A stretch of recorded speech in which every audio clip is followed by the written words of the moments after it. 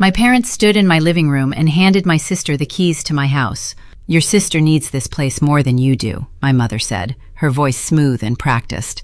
When I asked her what would happen if I refused, she brushed an invisible piece of lint from her linen skirt and told me not to bother coming back to the family. My older sister, Vivian, just smiled, admiring her reflection in the antique mirror as they told me to pack my bags. I did. I walked out of my own front door without shedding a single tear. They thought they had won. They thought they had secured a historic Creole estate for free, until the family lawyer called my father the next morning and asked him a very simple question. "Why did you give her the keys to a house she does not own?" Welcome to Sophia Vengeance. If you have ever been the dependable child expected to carry the weight while the golden child gets the prize, you are in the right place. Before I tell you how my family lost everything they cared about in a single evening, please take a moment to drop a comment telling me your age and where you are listening from right now. I read every single one. Now let me take you back to a sweltering Tuesday in August in New Orleans, the day I let my family think they broke me. My name is Audrey Dubois. I am 28 years old, and I preserve history for a living. As an archivist in the French Quarter, my entire job is stabilizing things that are falling apart. 18th century land grants, fragile parish records, ink fading into dust. The air in Louisiana is thick and heavy, the kind of humidity that settles into your lungs and rots wood from the inside out. You learn quickly that if you do not protect your foundations, the environment will take them. I just never realized the most toxic environment I needed protection from was my own bloodline. The eviction happened in the front parlor of the 1850s Creole cottage I had lived in since my grandmother Odette passed away. The air conditioner hummed a low, steady rhythm against the oppressive afternoon heat. My parents, Richard and Corinne, stood by the original heart pine mantelpiece. My mother wore her signature pearls and a tight country club smile that never quite reached her eyes.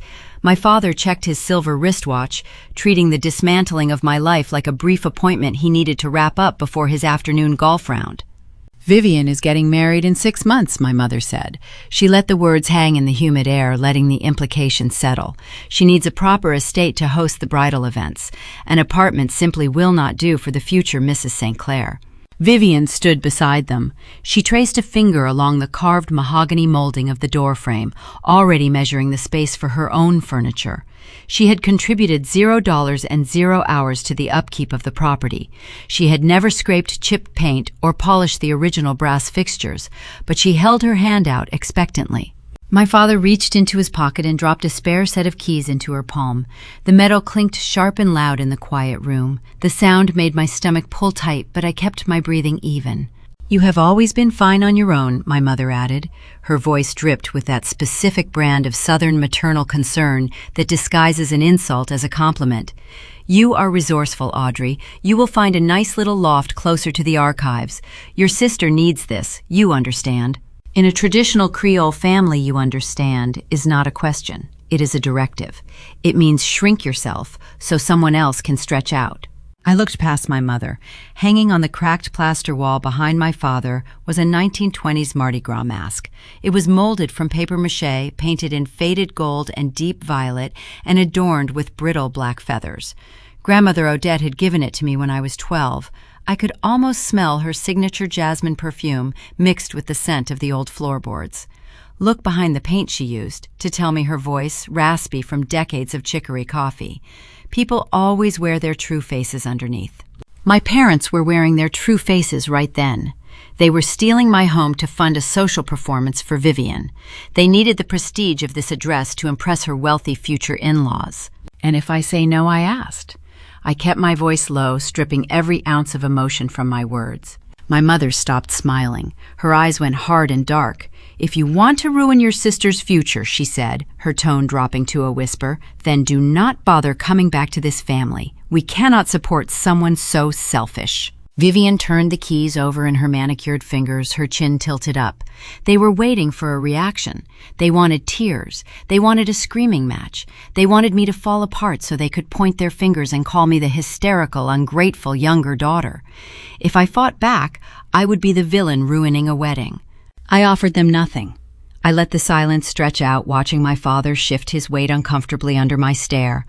I looked at the purple mask on the wall one last time. "I will go pack my bags," I said. I walked down the hallway to my bedroom, my footsteps echoing against the wood. I pulled 2 canvas duffel bags from the closet. My hands were shaking, a tight, furious tremor traveling up my forearms, but I kept my back to the door so they could not see.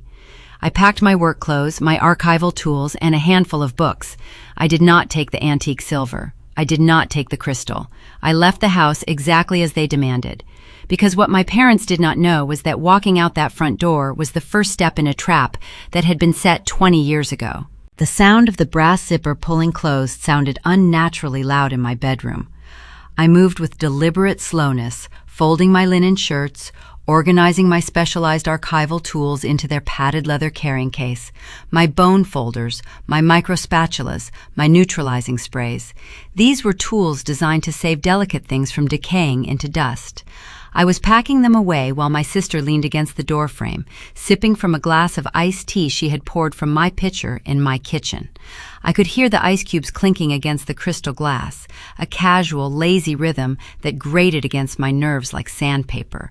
She was already treating the historic space like a luxury hotel, where she was the esteemed guest and I was merely the outgoing housekeeping staff finishing my shift. Vivian reached into her designer leather purse and pulled out a retractable metal tape measure. The metallic snap echoed sharply against the high ceilings as she stretched the yellow ribbon of metal across the width of my bedroom window. "The original silk drapes will have to go," she murmured, speaking mostly to herself but projecting her voice just loud enough to ensure I heard every syllable. "They let in far too much draft for the winter months. I am thinking velvet. A deep crimson, perhaps, something regal for the wedding preparations and the photographer."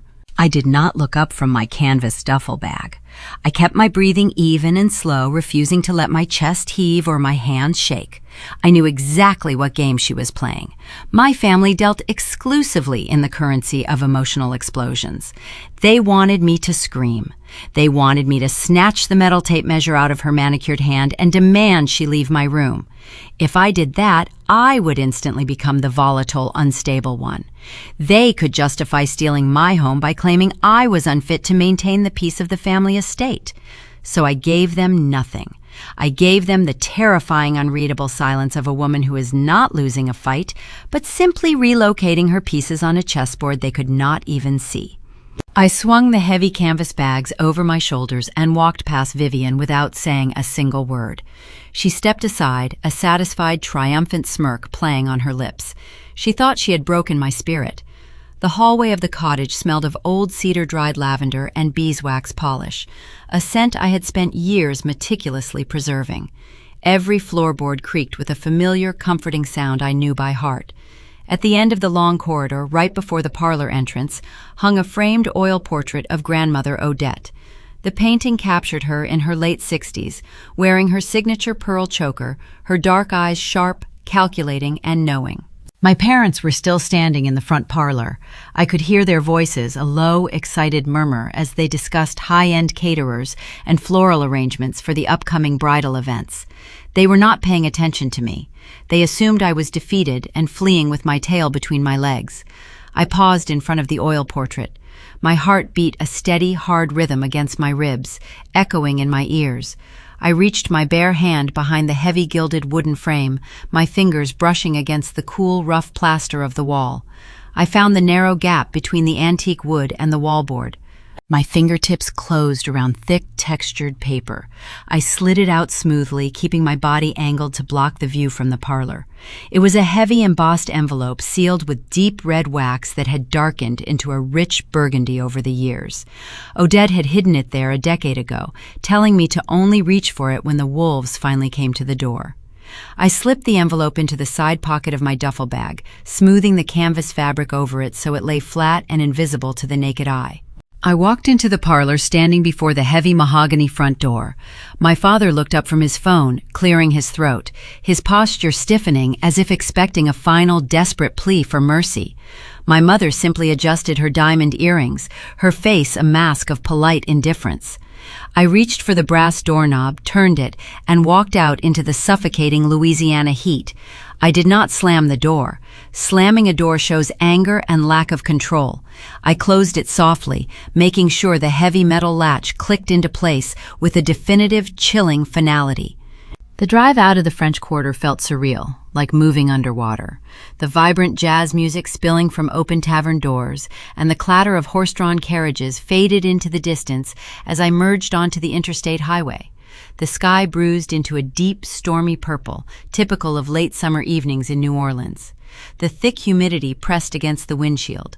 I drove past the pristine historical districts, past the manicured lawns and wrought iron fences of the Garden District, and headed toward the faded industrial outskirts of the city where the tourists never venture. I pulled into the cracked asphalt parking lot of a motor lodge right off the highway. The neon sign flickered above the office, buzzing with a dying electric hum. The letters promised vacancy and air conditioning, though the window units protruding from the brick walls looked like they were installed in the 1980s. I paid for a single night in cash, receiving a plastic key attached to a heavy diamond-shaped green tag. Room number 12 smelled of stale cigarette smoke attempting to mask itself under heavy layers of industrial pine cleaner and bleach. The carpet was a faded, unidentifiable brown, thin and rough beneath my leather boots. I dropped my bags onto the saggy mattress, listening to the metal springs groan in protest. The contrast was jarring. Less than an hour ago, I was standing on antique heart pine floors beneath hand-carved crown molding that predated the Civil War. Now I was looking at a chipped particle board dresser and a small television securely bolted to the cinder block wall. Yet as I sat on the edge of the squeaking spring mattress, I did not feel defeated or sorrowful. I felt a profound, crystal-clear focus settling over my mind. The dingy motel room was not a punishment. It was a temporary staging ground for a war they started. My family has always operated on a very specific, unspoken set of rules. The person who cries the loudest gets the most resources. Vivian was raised to be fragile, cultivated like a hothouse flower that required constant tending. From the time we were children, every minor inconvenience in her life was treated as a 5-alarm emergency. A poor grade in high school required an expensive private tutor and a weekend family vacation to soothe her frayed nerves. A minor romantic breakup required my mother to cancel her entire week of social engagements just to hold Vivian on the velvet sofa. Her fragility was her primary weapon, and my parents sharpened the blade for her every single day.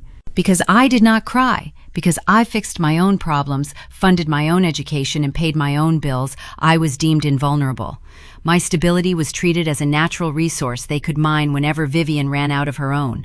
They evicted me today because they genuinely believed I could absorb the blow without fracturing. They thought my strength meant I had an endless capacity for their abuse.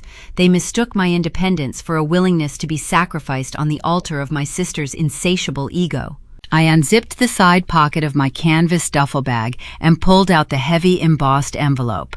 I placed it gently on the cheap veneer of the nightstand, right next to the plastic digital motel alarm clock. The red wax seal gleamed dull and heavy in the dim yellow light of the bedside lamp. I did not need to open it. I knew exactly what was inside, and I knew exactly whose mahogany desk the duplicate copy was sitting on right now in a high-rise building downtown. I reached into my pocket and pulled out my phone.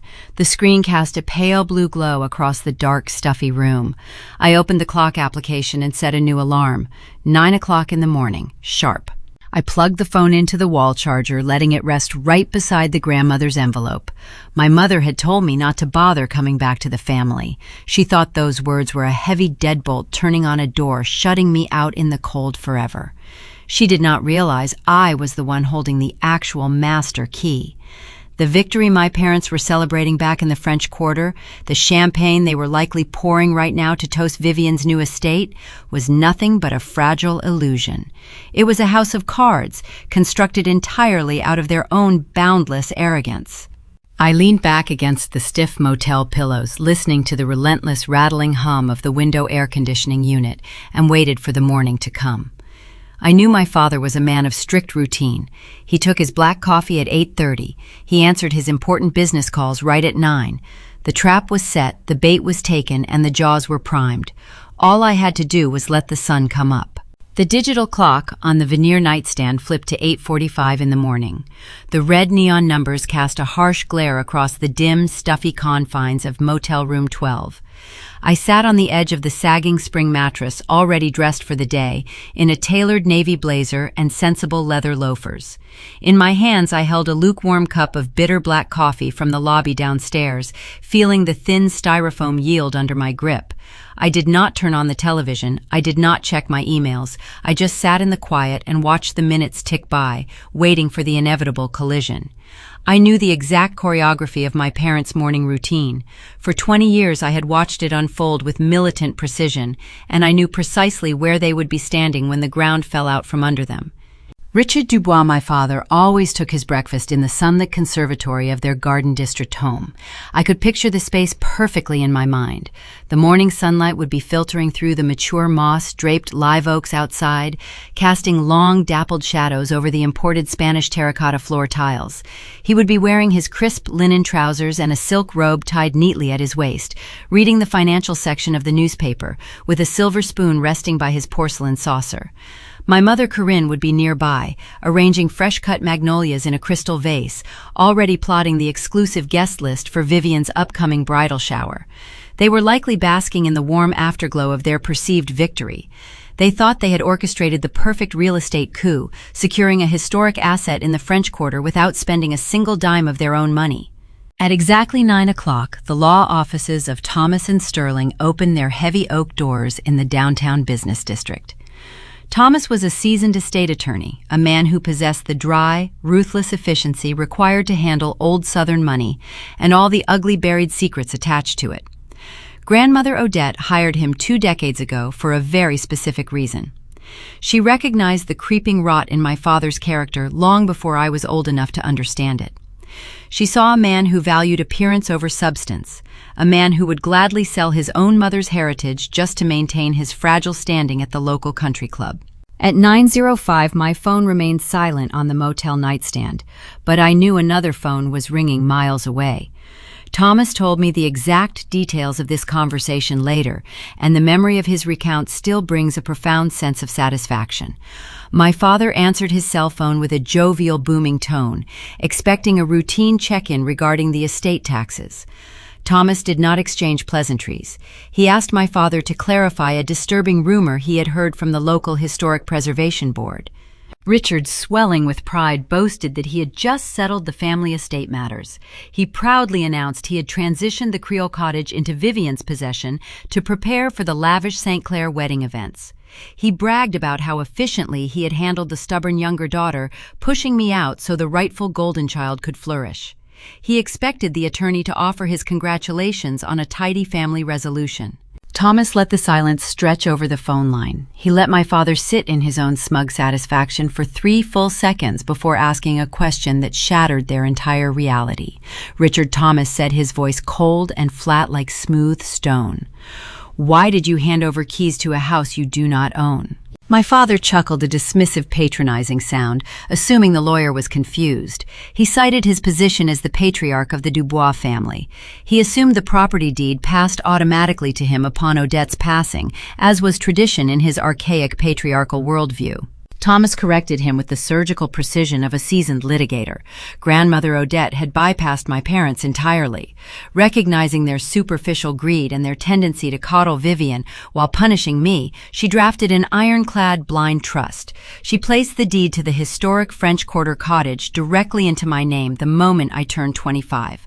My parents had zero legal standing, no usufruct rights, no administrative oversight, no claims to the land. Legally speaking, they had the exact same authority over that historic cottage as a stranger walking down Bourbon Street. The imported ceramic coffee mug slipped from my father's hand. It hit the Spanish terracotta floor, shattering into sharp, jagged fragments, sending hot, dark liquid splashing across the cuffs of his pristine linen trousers. The physical destruction mirrored the instantaneous collapse of his massive ego. The power dynamic did not just shift, it entirely reversed. The reality of my quiet departure the previous afternoon crashed over him like a tidal wave. I did not pack my bags and leave the cottage because I was defeated. I left because I knew a verbal argument was useless against their ingrained delusions. I walked away to let them hang themselves with the rope woven from their own boundless arrogance. I allowed Vivian to move in, measure the historic windows for velvet drapes, and claim a territory she had no legal right to touch, knowing the humiliation would be 100 times more devastating when the law ripped it away from her. Back in my motel room, the digital clock rolled to 9:15. My phone buzzed on the nightstand, vibrating against the cheap veneer wood. The screen flashed with my mother's contact photo. I did not answer. I sat back and watched the screen glow dim and eventually go dark. A moment later, the voicemail notification pinged. I pressed play, bringing the speaker up to my ear. "Audrey," my mother said. Her voice was unrecognizable. The polished, honeyed tone she used at garden parties was gone, replaced by a ragged, frantic pitch, bordering on hyperventilation. "What have you done? Thomas just called your father. This is a misunderstanding. This is a cruel, vindictive trick. You need to call Thomas right now and fix this. You need to sign the paperwork over to your sister immediately, before this gets out. Vivian has already booked the caterer for the engagement party. Do you understand how this makes us look? Fix this right now, or I swear you will regret it." I could hear Vivian wailing in the background, a high-pitched, theatrical sob that vibrated through the tiny phone speaker. She was crying because her fantasy was dissolving into thin air, not because she realized she had wronged her sister. My mother did not ask how I was doing in a cheap motel. She did not express a single ounce of remorse for kicking me out onto the street.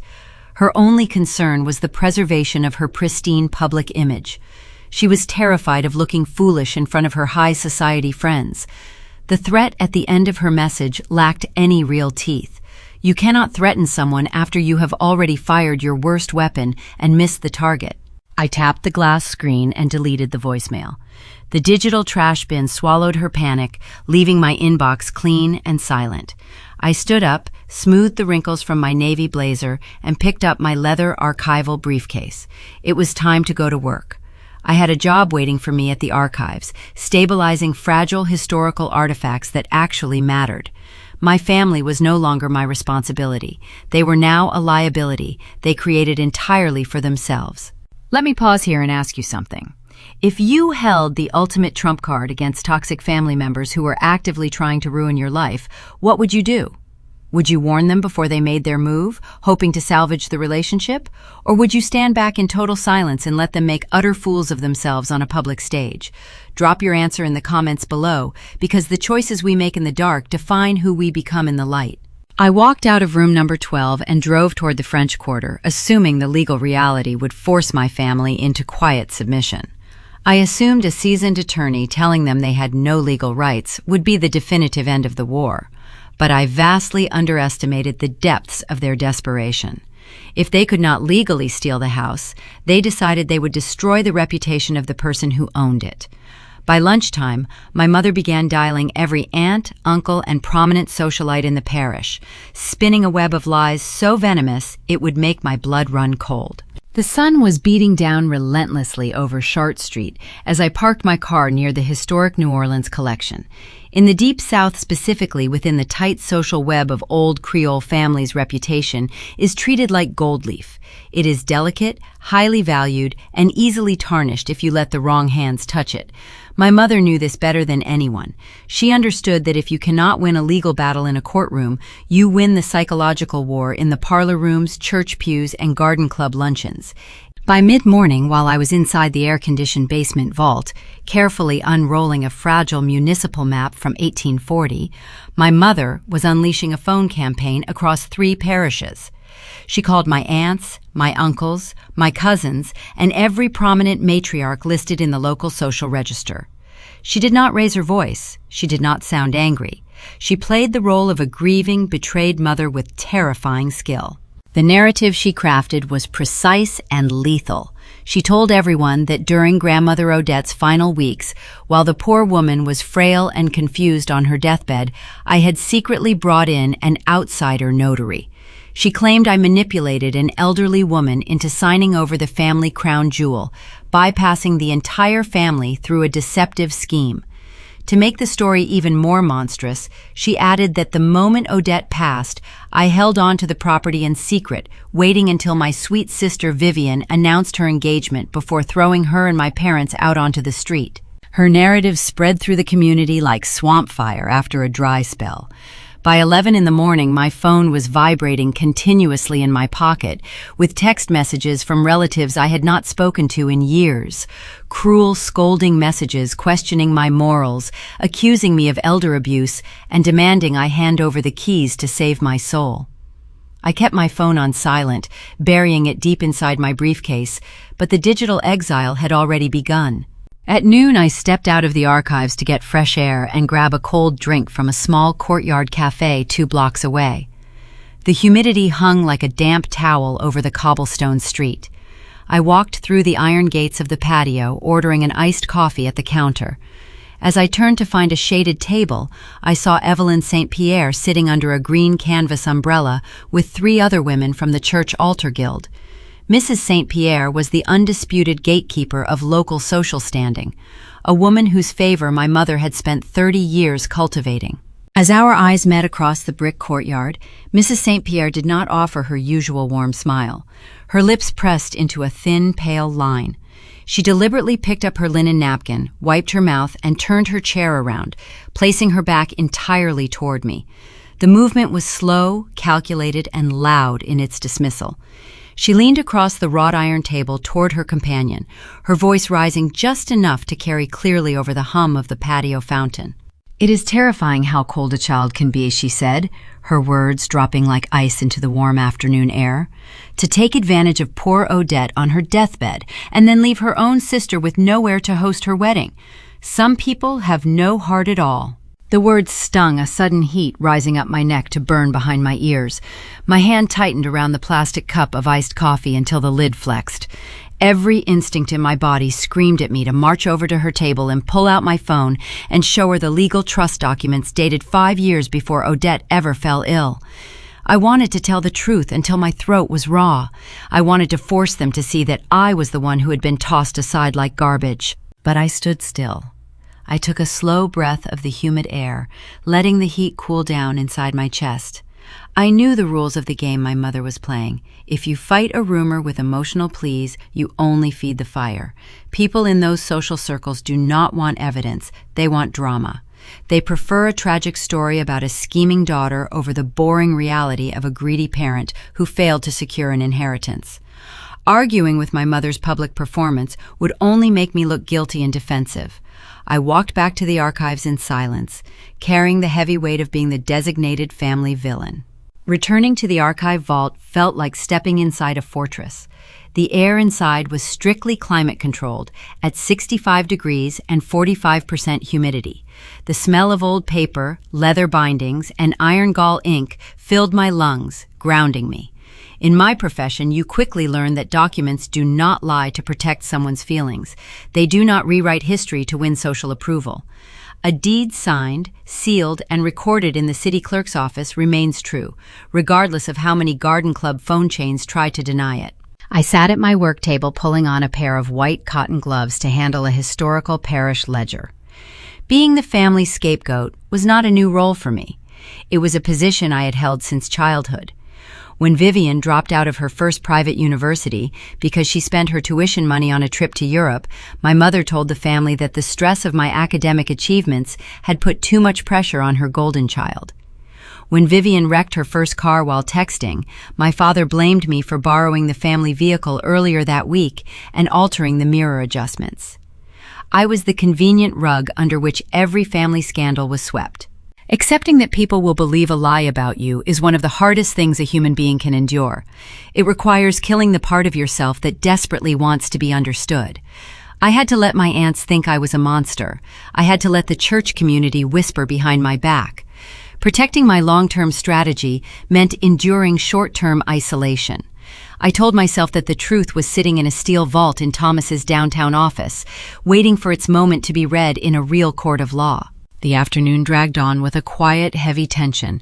I thought I could simply stay hidden behind the stone walls of the archives, letting the legal system work in the background while the social storm raged outside. I assume my parents would nurse their wounded pride in private, while their lawyers figured out they had no legal ground to stand on. I was wrong. At 4:30, just as I was preparing to pack up my archival brushes and lock the vault, my personal phone chimed. It was a text from Mr. Henderson, the retired carpenter who lived directly across the narrow street from my French Quarter cottage. The message contained a photo taken through his front window. A large commercial van was parked in my driveway, blocking the courtyard gates. The side of the van bore the logo of a local residential contractor and locksmith service. Beneath the photo, Mr. Henderson had typed a brief, worried message. Audrey, your sister and a crew of workmen are standing on your porch. They just drilled out your front door lock and they are carrying heavy power tools into your parlor. She told the contractor she is starting immediate renovations for her wedding venue. A cold knot formed in the pit of my stomach. Vivian had taken my mother's fiction and turned it into her own personal reality. She believed that if she gathered enough public support and physically moved into the house, she could force a legal stalemate. She was actively breaking and entering, bringing power tools to a fragile historic 19th century structure that possessed strict municipal preservation orders. My parents had pushed her to act, and now my sister was destroying the very house I had spent years protecting. I grabbed my car keys, my peaceful silence shattering in an instant as I realized I had to face them head on. My grip on the leather steering wheel tightened until my knuckles turned a bruised, bloodless shade of white. The text message from Mr. Henderson still glowed on my phone screen, detailing the unauthorized locksmith and the invasion of my home. I had barely put the car in gear when the device vibrated again. The shrill ringtone cut through the heavy, stifling silence of the vehicle cabin. The caller identification displayed the name Marcus Vance. Marcus was a highly respected local historical preservation contractor, a man I had collaborated with on numerous municipal archive projects over the years. He was meticulous, a craftsman who understood that a 19th century Creole cottage was a living, breathing entity, requiring a gentle, educated hand. I answered the call, expecting him to ask a routine question about some archived architectural blueprints we had discussed the previous week. Instead, his voice came through the speaker fast and breathless, laced with genuine panic. Audrey, you need to tell me what is going on at your property right now, he said, discarding any standard polite greeting. I was hired by a general contracting firm this morning to consult on removing a structural load-bearing wall at your address. The client listed on the work order was your sister. Vivian told the firm she had just purchased the estate and wanted an open concept floor plan to host her wedding receptions. I pressed the phone closer to my ear. A cold sweat broke out across the back of my neck despite the powerful air conditioning blasting from the dashboard vents. Marcus continued his words, tumbling over each other in a rush of professional anxiety. I drove over to do the initial site inspection, he explained. When I saw the demo crew preparing to tear into the original walls, I logged into the municipal database to check the Vieux Carré Commission permits. Audrey, there are no permits. None at all. And the title registry lists you as the sole legal owner of the deed. Not your sister, not your parents. What are they doing inside the house right now? I asked, my voice dropping to a hollow, terrifying whisper. Through his end of the connection, I could hear the background noise, the sickening, rhythmic thud of a sledgehammer striking solid surfaces, the high-pitched scream of a circular saw biting into ancient wood. They are gutting the parlor and the kitchen, Marcus replied, sounding physically sick to his stomach. Vivian ordered the crew to tear down the 150-year-old horsehair plaster because she wants an exposed brick aesthetic. They are using heavy steel crowbars to rip up the antique heart pine floors. She told the foreman she prefers imported Italian marble. Audrey, they are destroying the structural integrity of a historical landmark. I could not pull air into my lungs. The interior walls of my car felt like they were shrinking, closing in on me. The heart pine floors were hand-milled by my ancestors. The plaster held the history of a family that had survived hurricanes, floods, and centuries of relentless Louisiana summers. Before I could formulate a response, the phone chimed against my ear. "Check your text messages," Marcus said. I took a picture before I ordered my specific crew to stop working. I need you to see what is happening before the city inspectors find out and fine everyone involved. I pulled the phone away from my face and opened the messaging application. The image loaded slowly on the bright screen, and when it finally rendered, my heart stopped beating entirely. The photograph showed the corner of my beloved front parlor, The beautiful hand-carved mahogany baseboards had been brutally pried away from the studs, splintered into jagged, ruined fragments. A towering heap of white drywall dust, shattered lathboards, and crushed plaster dominated the center of the frame. But it was not the structural damage that made my stomach twist into a painful, suffocating knot. Tossed carelessly onto the peak of that rubble pile, discarded like a piece of worthless garbage, was Grandmother Odette's vintage Mardi Gras mask. The papier-mâché artifact was caked in a thick layer of chalky white construction residue.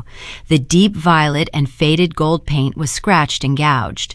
The delicate, brittle black feathers, which had survived for nearly a century through careful preservation, were bent and crushed beneath the weight of a heavy, rusted crowbar.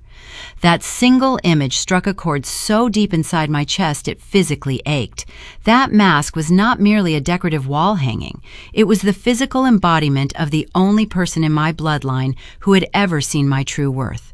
Grandmother Odette had given it to me as a silent promise that I was valued and loved. Seeing it treated like trash in the dirt shattered the final invisible thread connecting me to my sister. Vivian had a lifelong habit of destroying the things I loved. When we were children, she would wander into my bedroom, break my carefully constructed school projects, or tear the delicate pages of my favorite library books.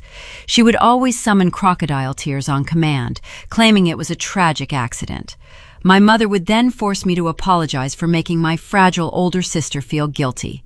Vivian weaponized her clumsy innocence to establish dominance over my space and my belongings. She was doing the exact same thing right now on a permanent scale.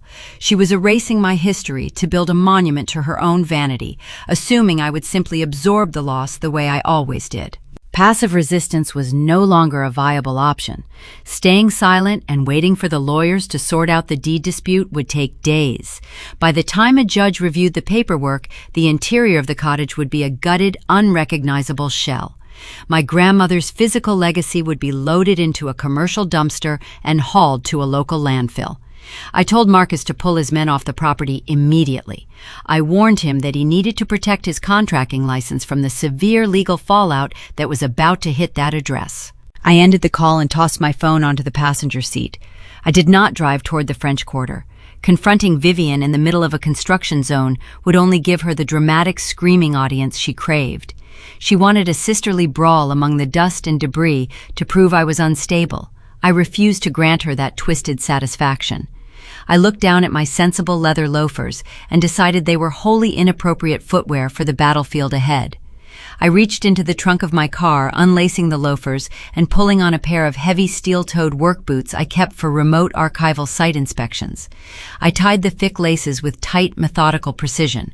I was not going to fight my sister with unchecked emotions or loud shouting. I was going to fight her with the most ruthless, unrelenting weapon this city had to offer.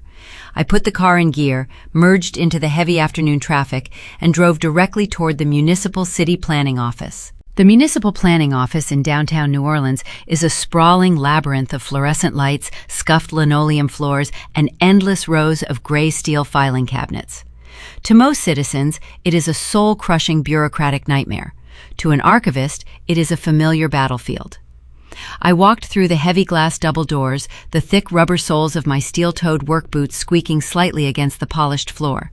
I did not waste time at the general information desk. I bypassed the confused tourists asking about parade routes and the frustrated homeowners arguing over fence height restrictions. I headed straight for the basement records department, a subterranean chamber where the true history of the French Quarter is locked away in climate-controlled darkness. My family always believed my career was a quaint, eccentric hobby. My father often joked that I spent my days dusting off old books while real adults conducted actual business. He entirely failed to understand that whoever controls the historical records controls the physical reality of the city. The Vieux Carré Commission, the governing body that oversees the French Quarter, possesses enormous legal authority over property modifications. Their regulations are draconian, unyielding, and enforced with ruthless efficiency. I approached the heavy wooden counter and greeted the senior records clerk, a stern woman named Mrs. Higgins, who had known me for 7 years. I requested the original land tract folios for my cottage address. She disappeared into the back vault and returned carrying a heavy, leather-bound ledger that smelled faintly of mildew and aging parchment. I laid the large book flat on the viewing table, carefully turning the thick, brittle pages until I found the exact entry I needed. Grandmother Odette was a fiercely intelligent woman who anticipated the greed of her own son. When she set up the blind trust to transfer the deed to me, she also filed a secondary layer of protection that my parents never knew existed. She attached a strict, irrevocable historical preservation easement to the property title. This legal covenant dictated that the interior floor plan, the original horsehair plaster, and the antique heart pine floors could never be altered, removed, or modernized under any circumstances. The covenant was permanently bound to the land itself, superseding any temporary ownership disputes or remodeling desires. I pulled a bright yellow highlighter from my pocket and uncapped it. The neon ink bled brilliant and sharp across the black and white photocopy of the 19th century zoning clause. That single stroke of bright yellow ink was a small, quiet act of rebellion, but it carried the heavy, crushing weight of municipal law. I carried the highlighted documents upstairs to the Active Enforcement Division. I bypassed the standard queue and knocked directly on the frosted glass door of the chief building inspector. When he reviewed the paperwork matching the ironclad preservation easements against the total lack of demolition permits filed by my sister, his expression hardened into professional outrage. Destroying protected historical architecture without authorization is not a minor infraction in New Orleans. It is a severe municipal offense, carrying astronomical daily fines and the immediate threat of criminal prosecution. The inspector did not hesitate. He grabbed his hard hat, a thick pad of red violation notices, and his radio. He dispatched 2 enforcement officers to accompany him directly to my address. I thanked him, walked out of the municipal building, and sat in my car in the parking lot. I rolled down the windows, letting the humid air wash over me, and watched the digital clock on my dashboard tick forward. I knew exactly how long it would take a city vehicle to reach the French Quarter with its lights flashing. 20 minutes later, the confrontation occurred. I did not need to be physically present to know exactly how it played out, because Marcus Vance texted me a precise, satisfying play-by-play from his vantage point across the street. The city inspector marched through my front courtyard, flanked by armed municipal officers. They walked straight into the parlor, halting the demolition crew mid-swing. The heavy steel sledgehammers dropped to the ruined floorboards. The circular saws whined down into total silence. The foreman took one look at the official red stop work order plastered across the front door, recognized the severity of the violation, and instantly ordered his entire crew to pack up their tools and evacuate the premises to avoid losing their contracting licenses. Vivian was suddenly left standing alone in a cloud of choking white drywall dust, wearing her designer clothes, holding a useless metal tape measure. The illusion of her grand modern wedding venue evaporated instantly, replaced by the grim reality of a legally frozen construction site covered in hazardous debris. The city inspector informed her that she was facing thousands of dollars in municipal fines for initiating unauthorized demolition on a protected landmark. Furthermore, she was legally barred from touching a single nail on the property until a formal hearing was conducted. My phone began ringing before the inspector even drove away from the curb. The screen flashed with Vivian's name. I let it ring 3 times, allowing her anxiety to peak before calmly pressing the green answer button. I did not say hello. I just held the device to my ear and listened. "Audrey!" she screamed, her voice a shrill, hysterical screech that distorted the phone speaker. "What did you do?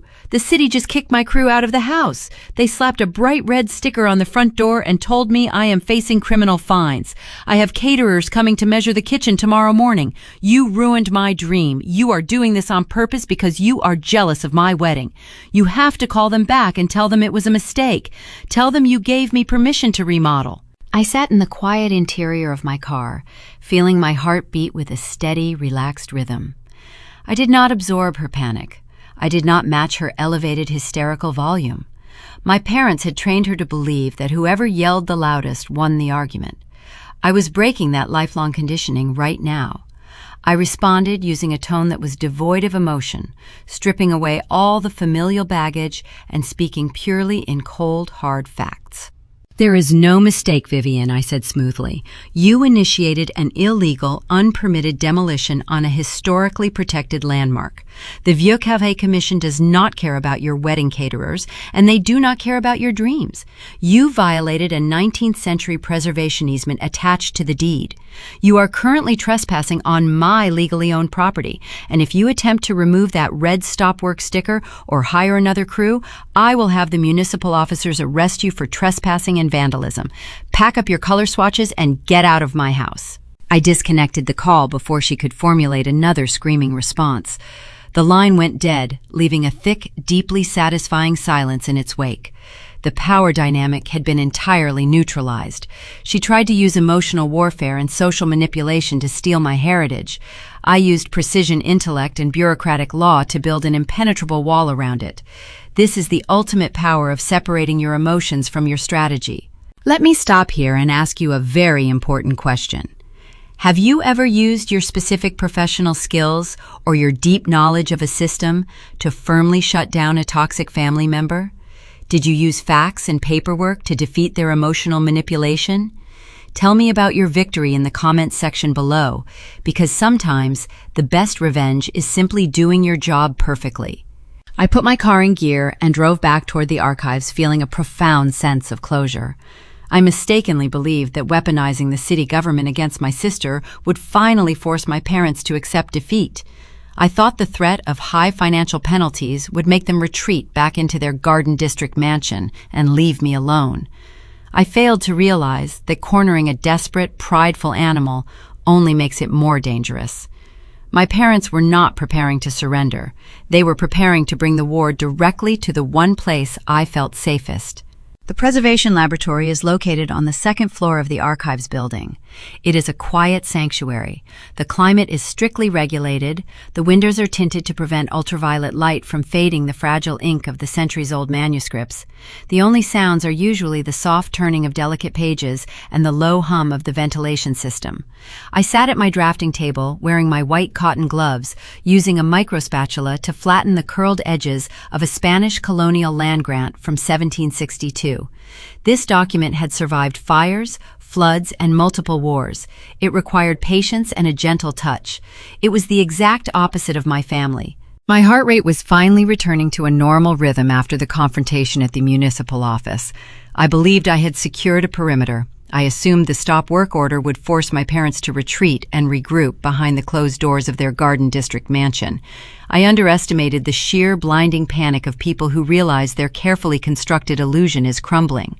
The heavy wooden doors of the laboratory swung open. They did not open with the usual respectful hesitation of a researcher. They hit the wall with a loud, resounding thud that echoed off the vaulted plaster ceilings. My colleagues, 3 seasoned historians who treated silence like a religion, all jumped in their seats. I looked up from my magnifying lamp. My parents were marching down the center aisle. They had bypassed the front security desk. Richard strode forward with his jaw clenched, his face flushed a deep, unhealthy shade of crimson. Corinne followed close behind him, but her usual flawless presentation was unraveling. Her designer silk blouse was wrinkled. Her hair, usually sprayed into a rigid helmet of perfection, had loose strands clinging to her damp forehead. The cool, calculating matriarch who had evicted me yesterday was gone. In her place stood a frantic, unhinged woman running out of options. They reached my workstation before I could even stand up. Richard reached inside his tailored suit jacket and pulled out a thick stack of legal paper. He threw it onto the center of my drafting table. The modern, bright white printer paper landed inches away from the fragile, crumbling edges of the colonial land grant. "You are going to sign this right now," Richard commanded. His voice was a harsh, guttural bark that carried across the entire laboratory. Every head in the room turned toward us. I looked down at the document. The bold black letters across the top read, "Quit Claim Deed." It was a legal instrument designed to instantly transfer all my ownership rights of the Creole cottage over to Vivian. They had rushed to a shady notary, drafted a fraudulent transfer, and brought it directly to my workplace. I kept my hands resting calmly on the edge of the table. "I will not sign anything," I said, keeping my volume low and steady to counter his shouting. "You are embarrassing yourselves. You need to leave this building immediately." Corinne stepped forward, leaning her weight against the edge of my work table. Her eyes were wide and frantic. "You have no idea what you are doing," she hissed. "You are destroying your sister. You are destroying the family honor. All of her friends know about the venue. If you do not sign this paper and lift that ridiculous municipal order, we will be the laughingstock of the entire city. You owe us this. We raised you. We put a roof over your head." As she leaned closer, her hand slipped across the surface of the table. Corinne was sweating profusely in the afternoon heat, and her skin was coated in a thick, expensive floral hand lotion. Her palm pressed down directly onto the 1762 Spanish land grant. The oils and moisture from human skin are highly corrosive to ancient parchment. The chemicals in her lotion could permanently stain and degrade the fragile artifact in seconds. She was casually destroying a priceless piece of history just to leverage her weight and yell at me. That single careless action perfectly encapsulated her entire worldview. She would crush anything precious and irreplaceable without a second thought if it stood in the way of her immediate desires. A hot, primal surge of protective instinct flared in my chest. I did not think, I simply reacted. I reached out and shoved her arm hard, knocking her hand off the document. "Do not touch that," I snapped. My voice cracked like a whip across the silent room.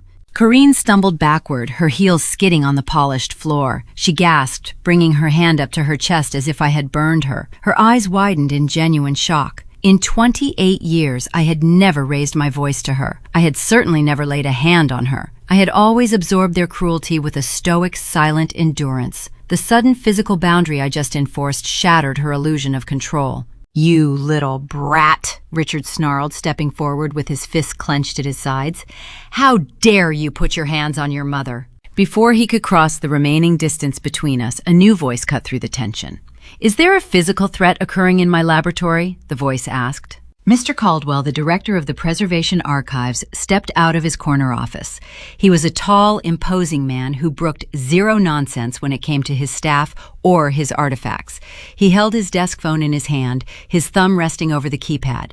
"These people are trespassing," I said clearly, looking directly at my director. "They are attempting to force a fraudulent legal signature, and they are threatening the integrity of the archival materials." Mr. Caldwell did not ask for further explanation. He leveled a cold, authoritative stare at my father. "I am dialing the police dispatch right now," he informed them. "You have exactly 30 seconds to exit this facility before you are arrested for trespassing and attempted destruction of city property." Richard opened his mouth to argue, but the reality of his situation finally pierced through his rage. He was a man who lived and died by his public reputation. Being dragged out of a municipal building in handcuffs by uniformed officers was a scandal he could not survive. His face twitched with suppressed fury. He reached out and grabbed my mother by the elbow, pulling her roughly toward the exit. "You are dead to us," Richard spat, looking back over his shoulder as he dragged her away. "You hear me? You will regret this for the rest of your miserable life." They pushed through the heavy wooden doors, leaving the laboratory in a stunned, ringing silence. My colleagues slowly turned back to their workstations, pretending to focus on their magnifying lamps to give me a shred of privacy. I sank back into my drafting chair. My knees felt weak. A fine tremor shook my fingers beneath the white cotton gloves. The adrenaline was leaving my bloodstream, leaving me cold and drained. Standing up to them had required every ounce of strength I possessed. I took several long, deep breaths, forcing the air into my lungs, focusing on the familiar smell of the old paper to ground myself. Mr. Caldwell walked over to my desk. He did not ask personal questions. He simply offered a quiet nod of solidarity, placed a fresh cup of water on the corner of my table, and returned to his office. The silent support meant more than 1,000 empty words. I reached out to carefully move the forged quitclaim deed they had abandoned on my desk. I intended to feed it directly into the industrial paper shredder, but as I lifted the stack of modern printer paper, my eyes caught a peculiar block of text printed in small font at the very bottom of the signature page. It was a standard property transfer document, but an additional clause had been hastily inserted into the boilerplate language. It listed a financial routing number and an account designation belonging to a prominent commercial equity firm. I froze, staring at the sequence of numbers. My mind raced, applying the same analytical skills I used to decode complex historical treaties. A quitclaim deed is a simple transfer of ownership between two family members. It does not require a commercial routing number. The only reason a high-risk equity lender would be listed on a property transfer document is if the house was being used as immediate collateral for a high-interest cash loan. They did not just want the cottage for Vivian's wedding venue. That was a convenient excuse. That was the palatable story they sold to the aunts and the church ladies. The truth was hiding right there in the fine print. Why did my parents need a sudden influx of unrecorded commercial cash?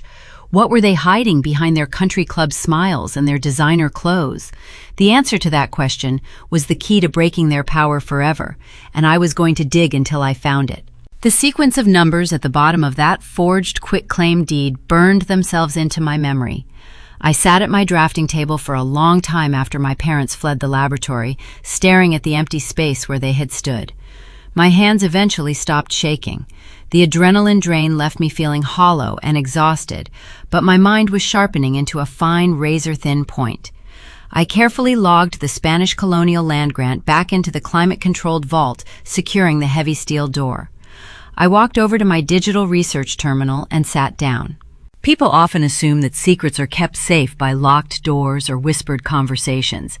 In reality, modern secrets are hidden in plain sight, buried under mountains of tedious, unindexed bureaucratic data. The municipal digital archives are a vast, tangled web of property taxes, civil court dockets, corporate filings, and commercial liens. Most citizens never look at them because the interface is archaic and the volume of information is overwhelming. But an archivist knows how to write the correct search queries. I know how to filter the noise and follow the paper trail. I typed my father's full legal name into the statewide corporate registry. Richard Dubois presented himself as a titan of local industry. He ran a logistics and real estate holding company that had been in the family for 2 generations. He wore bespoke suits, drove a pristine imported sedan, and maintained a standing reservation at the most exclusive dining rooms in the French Quarter. His entire identity was constructed around the projection of effortless generational wealth. The search results populated on my screen in a harsh block of green text. I clicked on the primary holding company and began tracing the quarterly filings. The facade began to crack almost immediately. The profit margins from 5 years ago showed a steady decline, followed by a steep, unrecoverable plummet. He had taken out a series of risky commercial loans to cover operating costs, leveraging his commercial properties one by one. Those properties were now listed under bank receivership. My father was not a wealthy titan. He was a man drowning in a sea of red ink, desperately bailing water from a sinking ship while pretending to be on a luxury cruise. I cross-referenced his name with the civil court dockets. My breath hitched in my throat. There were multiple lawsuits from unpaid vendors, ignored breach of contract summons, and notices of default. But the most damning piece of evidence was not filed under his primary business. It was hidden, likely by a sympathetic or bribed clerk, deep in a subfolder containing misfiled municipal documents. I searched using a misspelled variation of my mother's maiden name, a trick I often used to find lost historical marriage certificates. A single document appeared, a federal tax lien. I opened the portable document format file. The stark, unforgiving seal of the Internal Revenue Service sat at the top of the page. The government was preparing to seize their personal assets for years of unpaid taxes. The dollar amount listed in the penalty column was staggering. It was not a mere accounting error. It was total, inescapable insolvency. They were ruined. The pieces of the puzzle slammed together with sickening clarity. The routing number on the forged quitclaim deed did not belong to a standard bank. I ran a quick search on the routing digits and found a predatory, high-interest equity lending firm known for exploiting desperate borrowers. My parents did not want the Creole cottage, so Vivian could have a picturesque backdrop for her bridal shower. That was a convenient, palatable lie they fed to the church ladies in the garden club. The truth was far darker and far more desperate. They promised Vivian the house because they had zero funds to pay for her extravagant high society wedding. Furthermore, they were facing imminent public humiliation when the country club inevitably declined their credit cards and the federal government seized their Garden District mansion. Their plan was a calculated financial crime. If they could force me to sign that quitclaim deed, or if Vivian could establish squatters' rights and claim physical possession, they intended to use the historic cottage as collateral. They were going to take out an enormous predatory equity loan against my property. They would use that cash to fund the wedding, pay off their most urgent debts, and maintain their flawless public image for a few more months. When they inevitably defaulted on that high-interest loan, the predatory equity firm would foreclose on the cottage. The firm would seize the property, strip the historical fixtures, and sell it to the highest commercial bidder. My parents were willing to sacrifice a 150-year-old piece of our family heritage just to buy themselves a temporary social Band-Aid. They were willing to render me homeless to save their own pride. I leaned back in my desk chair, staring at the glowing monitor. The air in the laboratory felt thin. I closed my eyes and pictured Grandmother Odette. I remembered the sharp, knowing look in her dark eyes. I always thought she bypassed my father and left the house to me, simply because she favored my quiet nature over Vivian's loud demands. I realized in that moment how much I had underestimated her. Odette knew. She saw the creeping financial rot in her son long before the public records ever reflected it. She knew Richard was bleeding money and living far beyond his means. She understood that if he ever got his hands on the deed to the cottage, he would liquidate their ancestry to cover his own failures. She did not just give me a house, she gave me a shield, and she trusted me to hold the line when the wolves finally arrived at the door. A profound, aching connection to my grandmother swelled in my chest. She had seen my true face just as she promised. She knew I was the only person in the bloodline with the spine required to tell my parents no. The hot, stinging anger that had been simmering in my veins since the eviction evaporated. It was replaced by a cold, tactical calm. Anger is an unpredictable emotion. It makes you reckless. Strategy, however, requires patience. It requires you to sit perfectly still while your opponent runs out of breath. I was no longer dealing with a simple family dispute over favoritism. I was dealing with desperate, cornered animals. People who are drowning will pull anyone down with them just to keep their heads above the waterline for one more second. They had tried intimidation, they had tried social assassination, and they had tried legal forgery. All of those tactics had failed. They were out of money, out of legal options, and rapidly running out of time before the federal government knocked on their front door. I cleared my search history, logged out of the municipal server, and closed my terminal. I knew I had to wait. I had to let them make the next move. Desperation breeds arrogance, and arrogant people always make fatal mistakes in public. I packed my archival tools into my leather briefcase and walked out into the humid New Orleans evening. I drove back to the dingy motel on the outskirts of the city. The contrast between my current living situation and the immense power I held over my family's future was poetic. I ordered a cheap dinner from a local diner, sat on the sagging mattress, and reviewed my notes. At 8:15 that night, the silence of the motel room was broken by a sharp chime. My phone screen lit up on the nightstand. It was an automated notification from a social media application. I rarely use the platform, maintaining a dormant profile just to keep track of local historical society events. But my mother was a prolific user, documenting every flawless detail of her curated existence. I picked up the device and swiped the notification open. The screen loaded a lavish, professionally designed digital invitation that had just been posted publicly and tagged to hundreds of the most elite socialites in Louisiana. I read the elegant, sweeping cursive font, and my blood turned to ice. They were not retreating. They were doubling down in the most spectacular, self-destructive way imaginable. The glowing screen of my phone illuminated the dark corners of the motel room. The digital invitation was a masterclass in psychological warfare and desperate public relations. The background of the image featured a lush, dark velvet texture overlaid with ornate gold calligraphy. The Dubois family requests the honor of your presence, it read, at a Mardi Gras masquerade gala celebrating the engagement of Vivian and Charles St. Clair. The location listed at the very bottom was the address of my French Quarter cottage. My breath caught in my throat. I read the elegant font a second time, searching for a typo or a misunderstanding, but the text remained unchanged. They were inviting 200 of the most elite, influential figures in Louisiana high society to my legally owned property. They were turning a crime scene into a ballroom.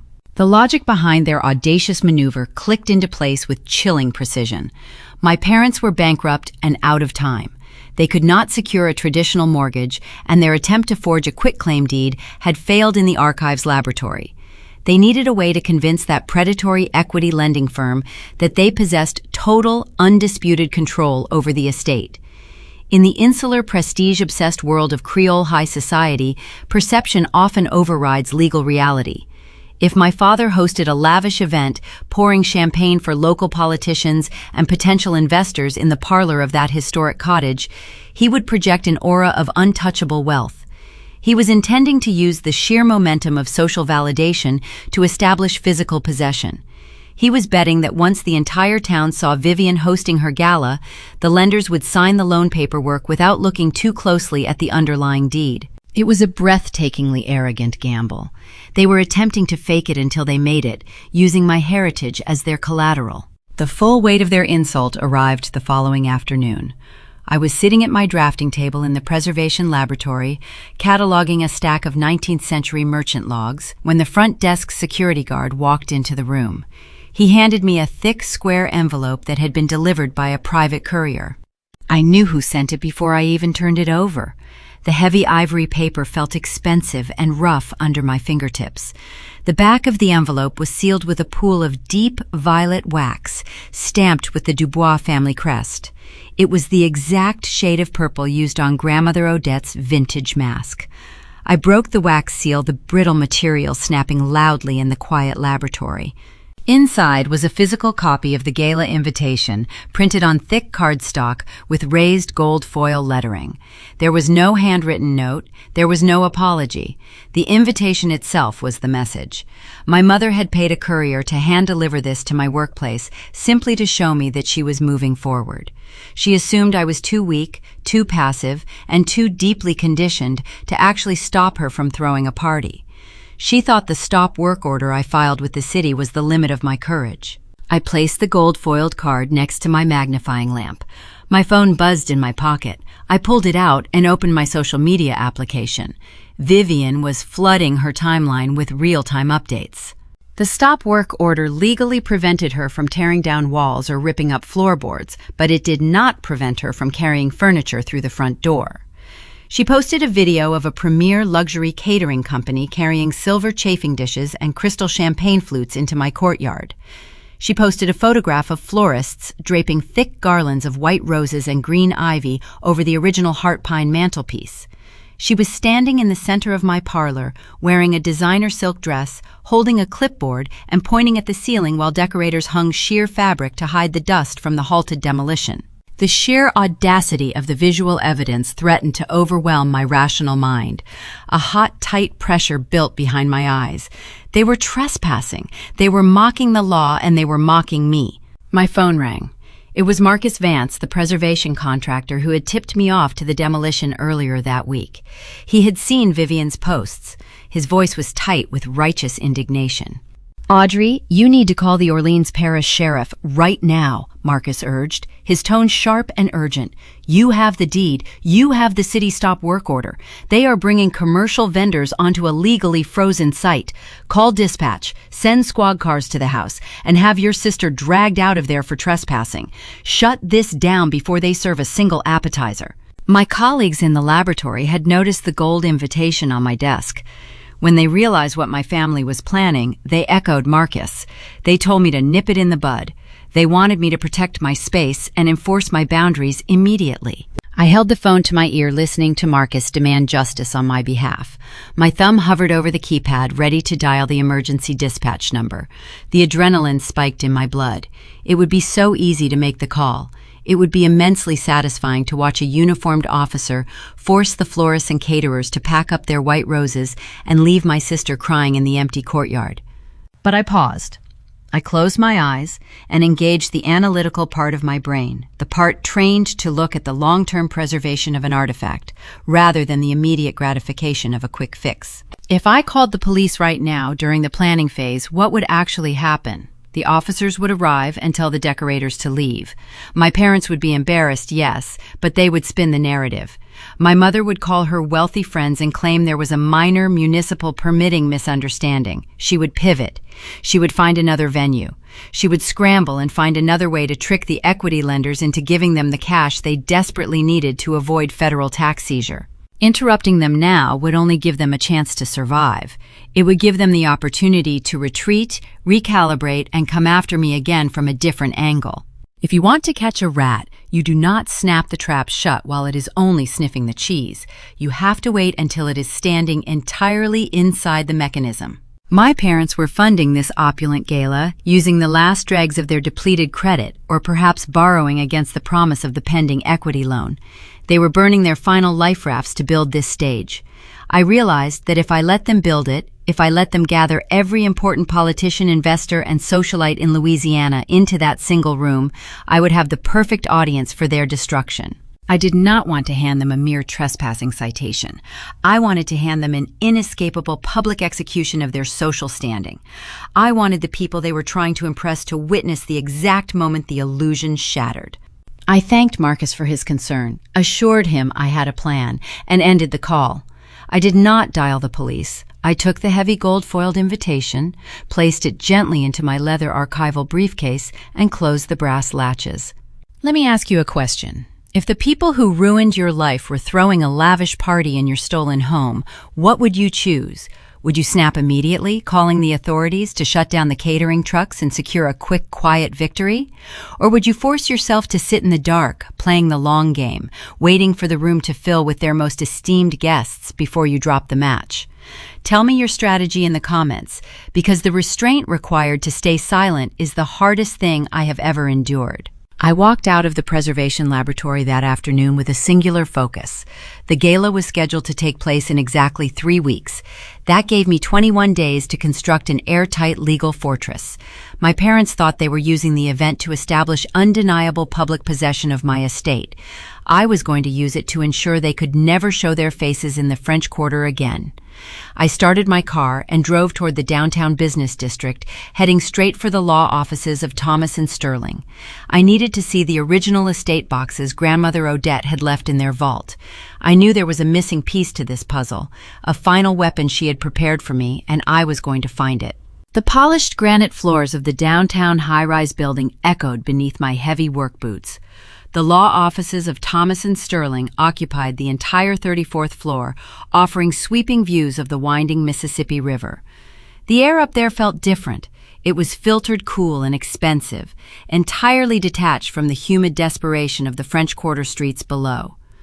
I walked past the mahogany reception desk and was guided directly into a private conference room. Thomas was waiting for me. He was a man who wore bespoke Italian suits and maintained a posture of perpetual, unnerving calm. In the insular world of old Southern money, families employ men like Thomas not just to draft contracts, but to bury their ugliest secrets deep underground. I placed my leather briefcase on the polished conference table and explained everything I had uncovered in the municipal archives. I detailed the federal tax lien against my father, the failing corporate holding company, and the forged quitclaim document featuring the predatory equity routing number. Thomas listened without interrupting, his silver pen scratching quietly against a yellow legal pad. When I finished speaking, he closed his notebook with a soft thud. He confirmed my darkest suspicions. My mother and father were attempting to establish open and notorious possession by hosting a high-profile social event. If they successfully faked legal authority long enough to sign that commercial loan, the resulting litigation to untangle the fraud would take years and cost tens of thousands of dollars in attorney fees. "We need to secure an immediate writ of possession," Thomas stated, his voice flat and authoritative. "A local judge will sign the order by tomorrow morning, based on the preservation covenant alone. But there is another matter we must address today." He stood up and motioned for me to follow him into the firm's private records vault. When Grandmother Odette finalized her trust, she left several personal lockboxes in my custody, the attorney explained as he turned the heavy brass combination dial on the massive steel door. "She left strict instructions that they were only to be opened by you when the property was officially contested by your blood relatives." The steel chamber smelled of dry air and old leather bindings. Thomas handed me a small brass key and stepped outside into the hallway, pulling the heavy door partially shut to offer me privacy. I walked toward the back wall and unlocked the largest metal container bearing my family name. Inside were stacks of original architectural blueprints for the Creole property, antique land surveys, and bundles of faded sepia photographs tied with twine. Beneath the paperwork sat a large, faded purple velvet presentation box. I recognized the container immediately. It was the original case that housed the papier-mâché Mardi Gras mask Odette had given me when I was 12 years old. The mask itself was currently sitting in a pile of toxic drywall dust back at my home, a victim of Vivian's reckless vanity. I pulled my white cotton archival gloves from my pocket and slipped them on. I ran my hands over the soft velvet exterior. The box felt unusually heavy for an empty display case. I opened the lid and pressed my thumbs along the interior silk lining, tracing the rigid seams of the fabric. My right thumb hit a slight, almost imperceptible indentation near the bottom brass hinge. I pressed down hard. A quiet click echoed in the silent, windowless room. The false bottom of the box popped upward, revealing a shallow, hidden compartment. Inside lay a single folded piece of thick stationery. As I lifted the paper, a distinct, familiar fragrance bloomed in the dry, sterile air of the vault.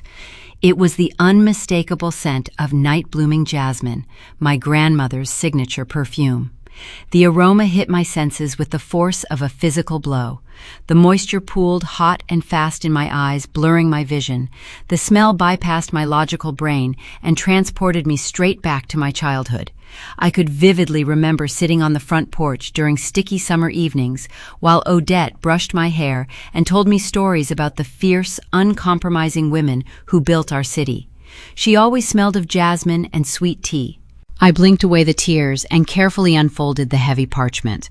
The handwriting was elegant, slanting across the page in dark blue fountain pen ink. "My dearest Audrey," the letter began. "If you are reading this message, it means Richard has finally run out of other people's money to spend. I have watched him leverage his businesses into ruin to maintain his foolish country club charade. I know he will try to take this house when he is truly desperate. He will use your sister's fragile ego to justify his theft. Do not let him. I did not leave this estate to you because you are the quiet one. I left it to you because you are the only person in our lineage with a spine made of iron. You preserve things for a living. Preserve this. Let them show their true faces to the world and then lock the door behind them." A profound, echoing warmth spread through the center of my chest, dissolving the cold knot of anxiety I had carried for weeks. For my entire life, my parents had manipulated me into believing I was cold, selfish, and stubbornly unaccommodating. They told me my fierce independence was a character flaw that alienated the family. Odette had seen the absolute truth. She recognized my strength, and she armed me for the war she knew was inevitable. The document in my hand was not just a piece of legal evidence, it was the emotional validation I had craved since I was a little girl, watching my parents celebrate Vivian's every minor accomplishment while ignoring my steady, reliable loyalty. I was not the villain of this narrative, I was the designated guardian. I folded the letter, slipped it into my blazer pocket, and walked out of the vault. Thomas was waiting in the corridor, reviewing a digital tablet. "We are filing for the writ of possession," I told him, my voice ringing with absolute certainty. "I want the document signed by a judge, stamped with the official seal, and ready to execute. But we are not serving it to my mother and father today." Thomas raised a thick gray eyebrow, a rare display of surprise from the seasoned litigator. "If we do not serve the writ immediately, they will continue to spend money they do not possess on this lavish masquerade," he cautioned. "They are bringing in commercial vendors, hiring luxury caterers, and signing binding contracts for a ball they absolutely cannot afford to host. You are giving them enough rope to hang themselves." "Exactly," I replied, meeting his gaze without blinking. "Let them spend their final borrowed dollars. Let them exhaust the very last remnants of their social credit. If we serve the eviction notice today, my mother will simply spin a sob story to her country club friends about a minor legal misunderstanding. She will cancel the caterers, play the victim card, and find another dark avenue to secure that predatory equity loan. We have to let them commit to their lie completely. We must wait until every prominent investor, politician, and socialite in Louisiana is standing inside that parlor drinking their expensive champagne." Thomas stared at me for a long moment. A slow, deeply appreciative smile formed on his weathered face. "You play a very dangerous game, Audrey," he murmured. I nodded, feeling the weight of the grandmother's letter resting against my ribs. "I play the game my family taught me," I corrected him. "I just intend to win it." I left the law firm with a strategic plan fully solidified in my mind. I drove back to my temporary motel room on the industrial outskirts of the city. I walked over to the cheap laminate desk and pulled a paper calendar from my briefcase. I found the date of the upcoming Mardi Gras masquerade ball. I took a thick red marker and drew a heavy, undeniable cross over the numbered square. I was no longer the passive victim who packed her bags in silence and retreated into the shadows. I was the architect of their absolute downfall. The trap was fully armed, the legal mechanisms were locked into place, and the countdown to their public destruction had officially begun. The only thing left for me to do was figure out exactly what I was going to wear to the execution. The hardest phase of any siege is the waiting. In my profession as an archivist, patience is not merely a virtue, it is a strict requirement. You cannot rush the restoration of a decaying artifact. If you apply the chemical binding agents too quickly, the ancient paper will simply disintegrate under the pressure. I decided to apply this exact same methodology to my own family. For 3 agonizing weeks, I did nothing at all. I woke up in my cheap motel room, drove to the preservation laboratory, worked my standard shift, and drove back to the motel. The silence I maintained was heavy and thick. It required an immense, almost physical discipline to keep my hands away from my phone, but I knew the psychological warfare was necessary.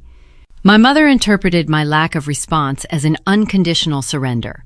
Her text messages transitioned from frantic threats into condescending gloats. She sent me pictures of the custom floral arrangements arriving at the courtyard. She texted me to say she hoped I was comfortable in whatever squalid apartment I had rented, adding that the family estate was finally receiving the high society treatment it deserved. I read every single message and left them unanswered. Her arrogance swelled to a dangerous, unchecked level. She genuinely believed she had successfully bullied me into total submission. She thought my silence was the white flag of defeat. Vivian was far less subtle in her victory lap. She turned the illegal occupation of my home into a daily digital spectacle. Because the municipal stop work order legally prevented her from tearing down walls, she compensated by filling the space with exorbitant luxury rentals. I watched her live stream on my laptop while sitting at my small motel desk. She was broadcasting to thousands of followers, wearing a silk dressing gown, directing a crew of exhausted delivery workers as they hoisted a towering crystal chandelier into the front parlor.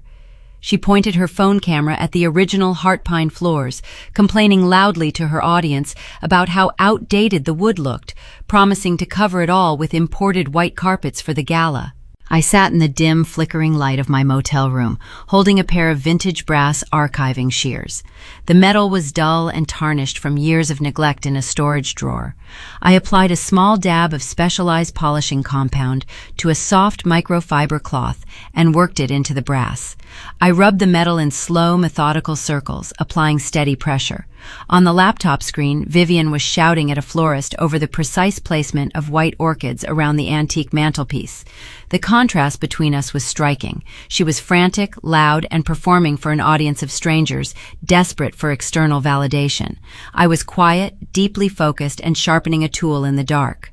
I watched the dark tarnish on the shears slowly give way to a brilliant mirror-like shine. I could see my own reflection in the brass blades. My expression was calm and unreadable. Toxic people thrive on loud reactions. They feed on your panic and your outrage. When you deny them that reaction, they assume they have won, which causes them to behave with reckless impunity. I was forcing them to publicly commit to their elaborate lie in front of the entire town. I needed them to burn through every last dollar of their borrowed funds. My friends and colleagues began to question my sanity as the days ticked by. Marcus Vance, the preservation contractor, called me twice a week. His frustration mounted with every passing day. He saw the catering trucks parked illegally on the street outside my cottage. He saw the sheer volume of money being poured into the venue. He urged me to intervene. Audrey, they are rolling out a literal red carpet over your antique brickwork. Marcus told me over the phone, his voice tight with disbelief. You have the legal authority to end this. You have to stop this before they destroy the integrity of the site. If you let them throw this masquerade, the high society crowd will forever associate the property with your sister. You will never get that stain out of the public record. Let them buy the carpet, Marcus, I replied, keeping my tone perfectly even. It will make their exit much more dramatic. He sighed heavily into the receiver, clearly thinking I had lost my grip on reality. My co-workers at the archives looked at me with similar pity. They whispered in the break room, assuming I had finally broken under the long, crushing weight of my family dynamic. They thought I was too traumatized to fight back. I let them doubt me. Explaining the trap would only dilute its power. I knew the fundamental rule of this hunt. You never snap the jaws shut until the prey is entirely inside the mechanism. If I showed my hand prematurely, my parents would scramble. They would pivot cancel the event and escape the financial guillotine hovering over their necks. I needed every wealthy investor, every local politician, and every prominent socialite to be physically present in that parlor. I needed the audience to be captive. The days stretched on, moving with agonizing slowness. The air in New Orleans grew heavier, signaling the peak of the late summer heat.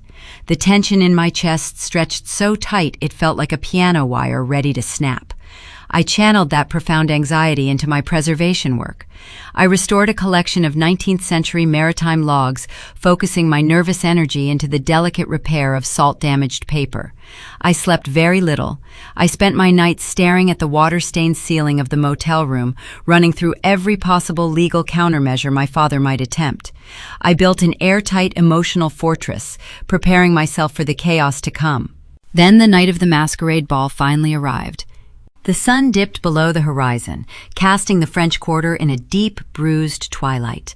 The heavy humidity trapped the familiar smells of the city, a mixture of sweet olive damp, river water, and the sharp scent of bourbon from the tourist districts. Even from my isolated location on the outskirts of town, I could feel the vibrating pulse of the evening.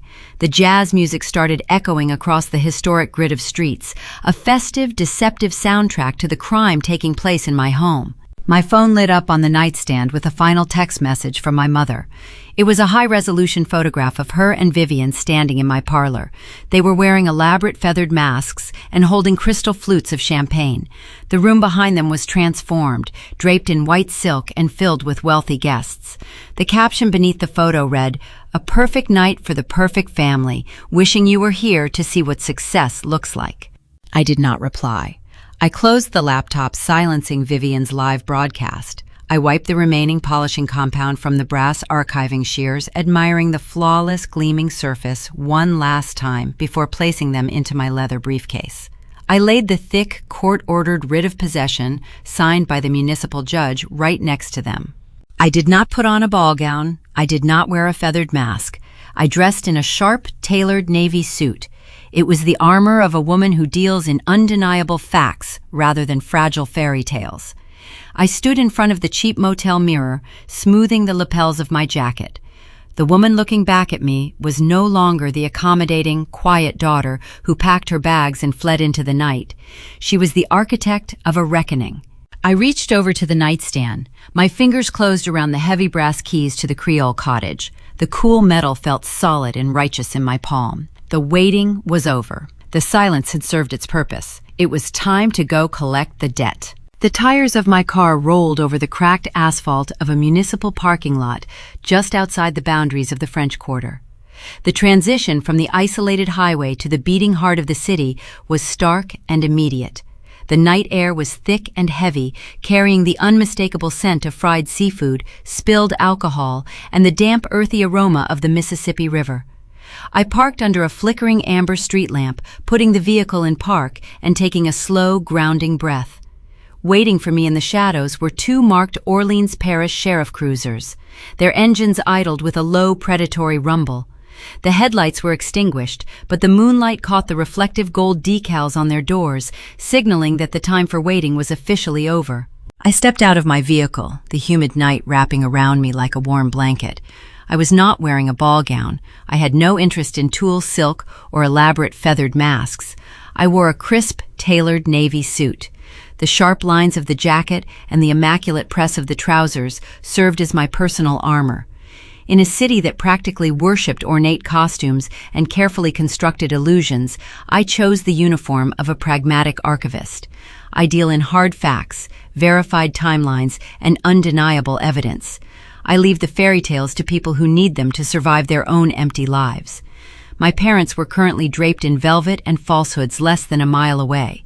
I was draped in the cold, unyielding reality of the law. 3 deputies stepped out of their vehicles as I approached the rendezvous point. They were large, imposing men, wearing dark tactical uniforms, heavy utility belts, and expressions of deep professional skepticism. They deal with domestic disputes, property fraud, and hostile evictions every single shift, and they are trained to spot a liar within seconds. I did not offer a tearful story. I did not ask for their sympathy. I walked right up to the hood of the lead cruiser and unlatched my leather briefcase.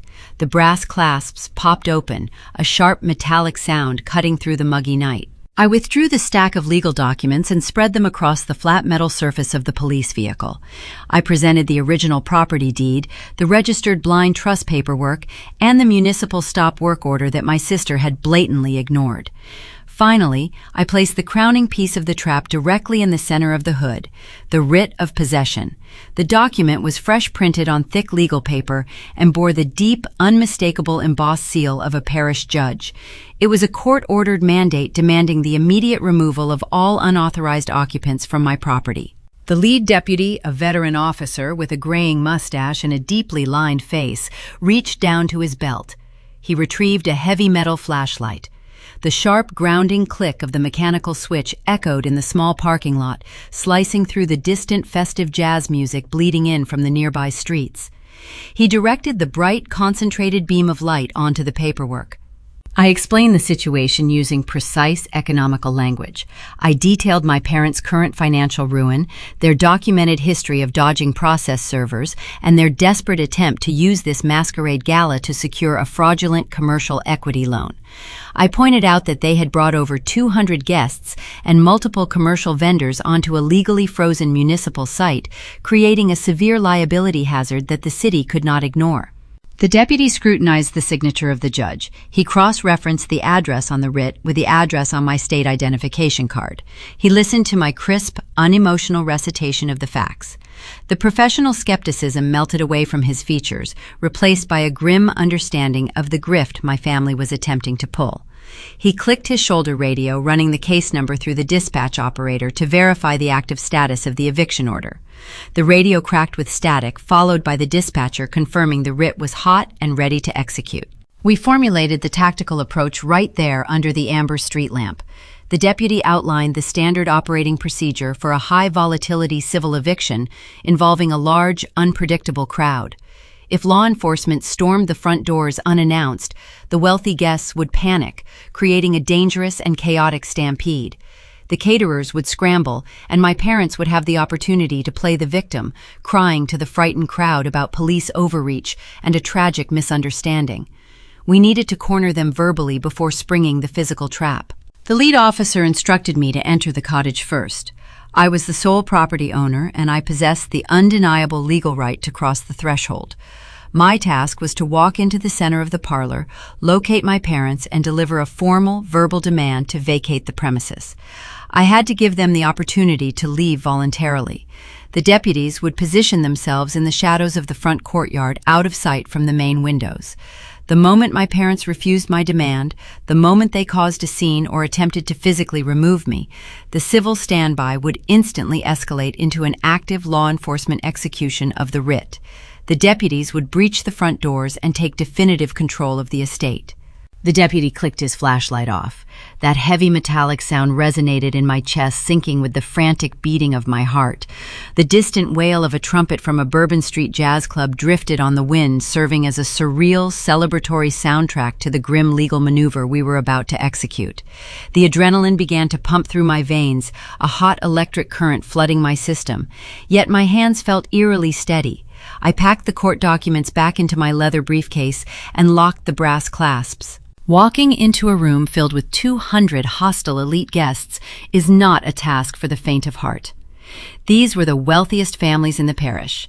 They were local politicians, prominent investors, and the undisputed gatekeepers of the Creole social registry. My mother had spent the last 3 weeks feeding them a toxic narrative, painting me as a scheming, ungrateful monster who abused an elderly woman to steal an inheritance. Every single person inside that house currently despised me. I was about to walk into the lion's den without a shield, armed only with a piece of paper and the unvarnished truth. Let me pause the story right here and ask you to picture yourself in this exact scenario. You are standing outside your stolen home. The music is playing. The people who ruined your reputation are inside drinking expensive champagne and accepting congratulations from the entire town. Could you hold your nerve?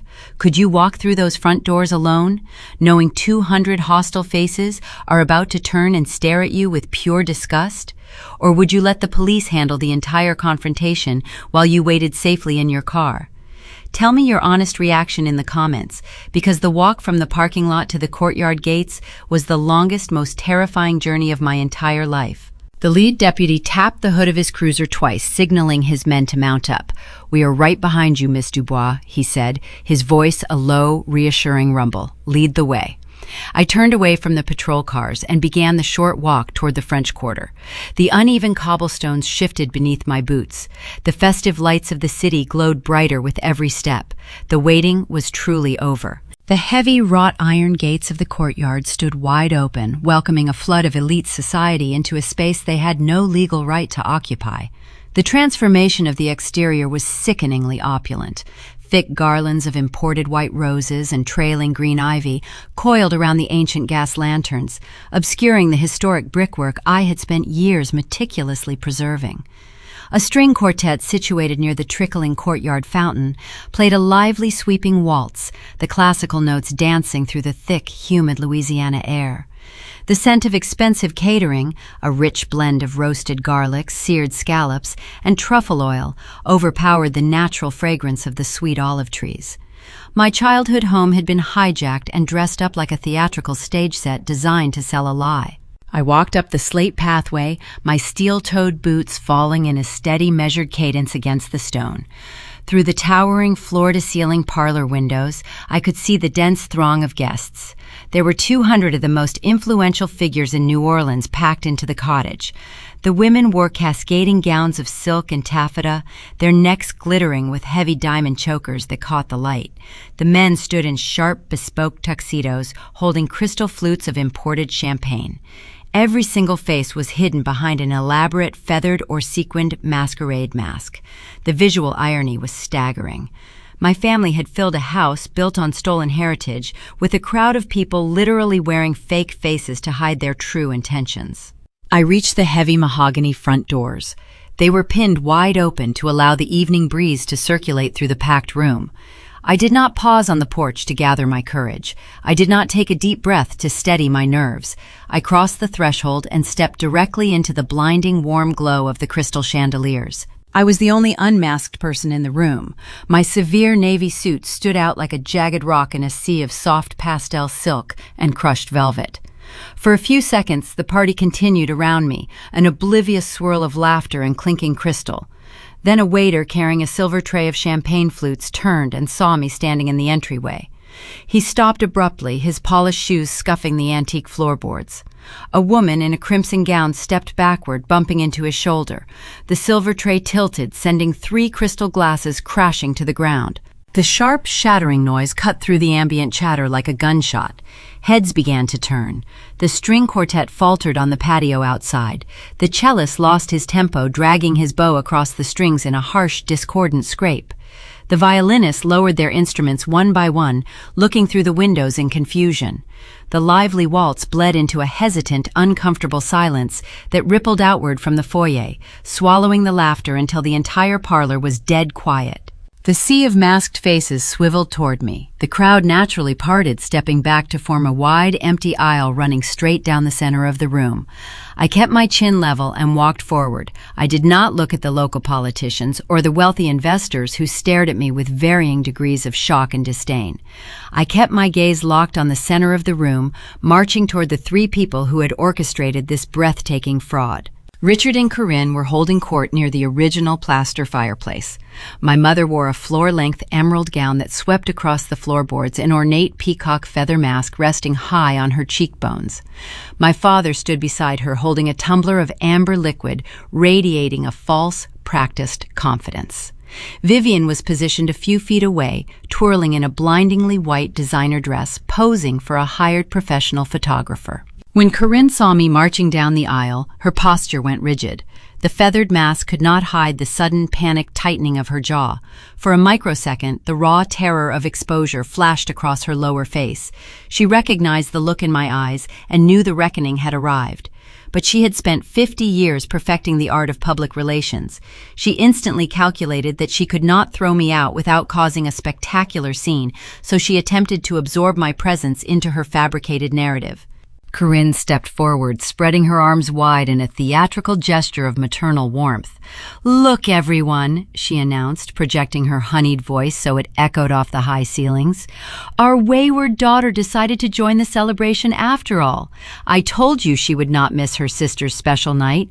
Come here, Audrey, let us find you a proper mask." She reached out to embrace me, hoping to trap me in a physical display of family unity, hoping the pressure of the observing crowd would force me to play along. I stopped walking, planting my boots firmly on the floorboards, remaining just out of her reach. I did not lower my voice to keep the peace. I projected my words with the same crisp, authoritative volume I used when conducting historical lectures in crowded auditoriums. "I am not here to celebrate your fraudulent engagement," I said, the words slicing through the heavy silence like a scalpel. "I am the sole legal owner of this property, and I am formally demanding that you, your husband, and your daughter vacate my home immediately." The tension in the parlor spiked into a suffocating physical pressure. For 2 agonizing seconds, nobody moved or breathed. Then from the front row of the gathered crowd, a single horrified gasp erupted. It was Evelyn St. Pierre, the prominent church lady who had shunned me at the Courtyard Cafe 3 weeks prior.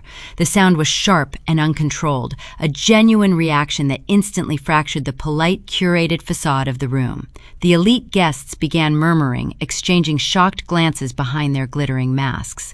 The realization that they had been invited to a fraudulent event by bankrupt grifters was beginning to dawn on the smartest people in the room. Richard realized the social narrative was slipping through his fingers.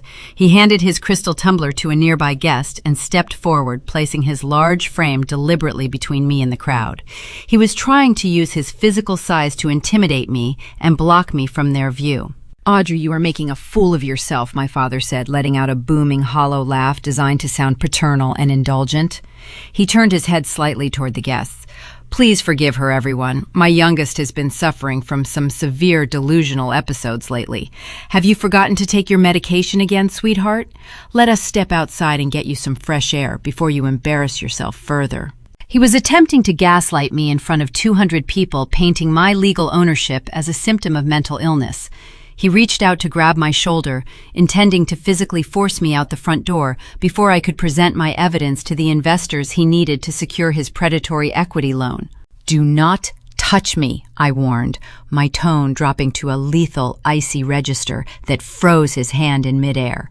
"You are insolvent. You are facing a federal tax lien, and you are attempting to use my heritage to secure a commercial loan you cannot afford to repay. This charade is over." Vivian stopped twirling. The photographer lowered his camera. Her face contorted into a mask of pure, unbridled rage. She realized her dream venue was evaporating in real time, fading away into a nightmare of public humiliation. She stomped her expensive heel against the wood floor, abandoning any pretense of fragile innocence.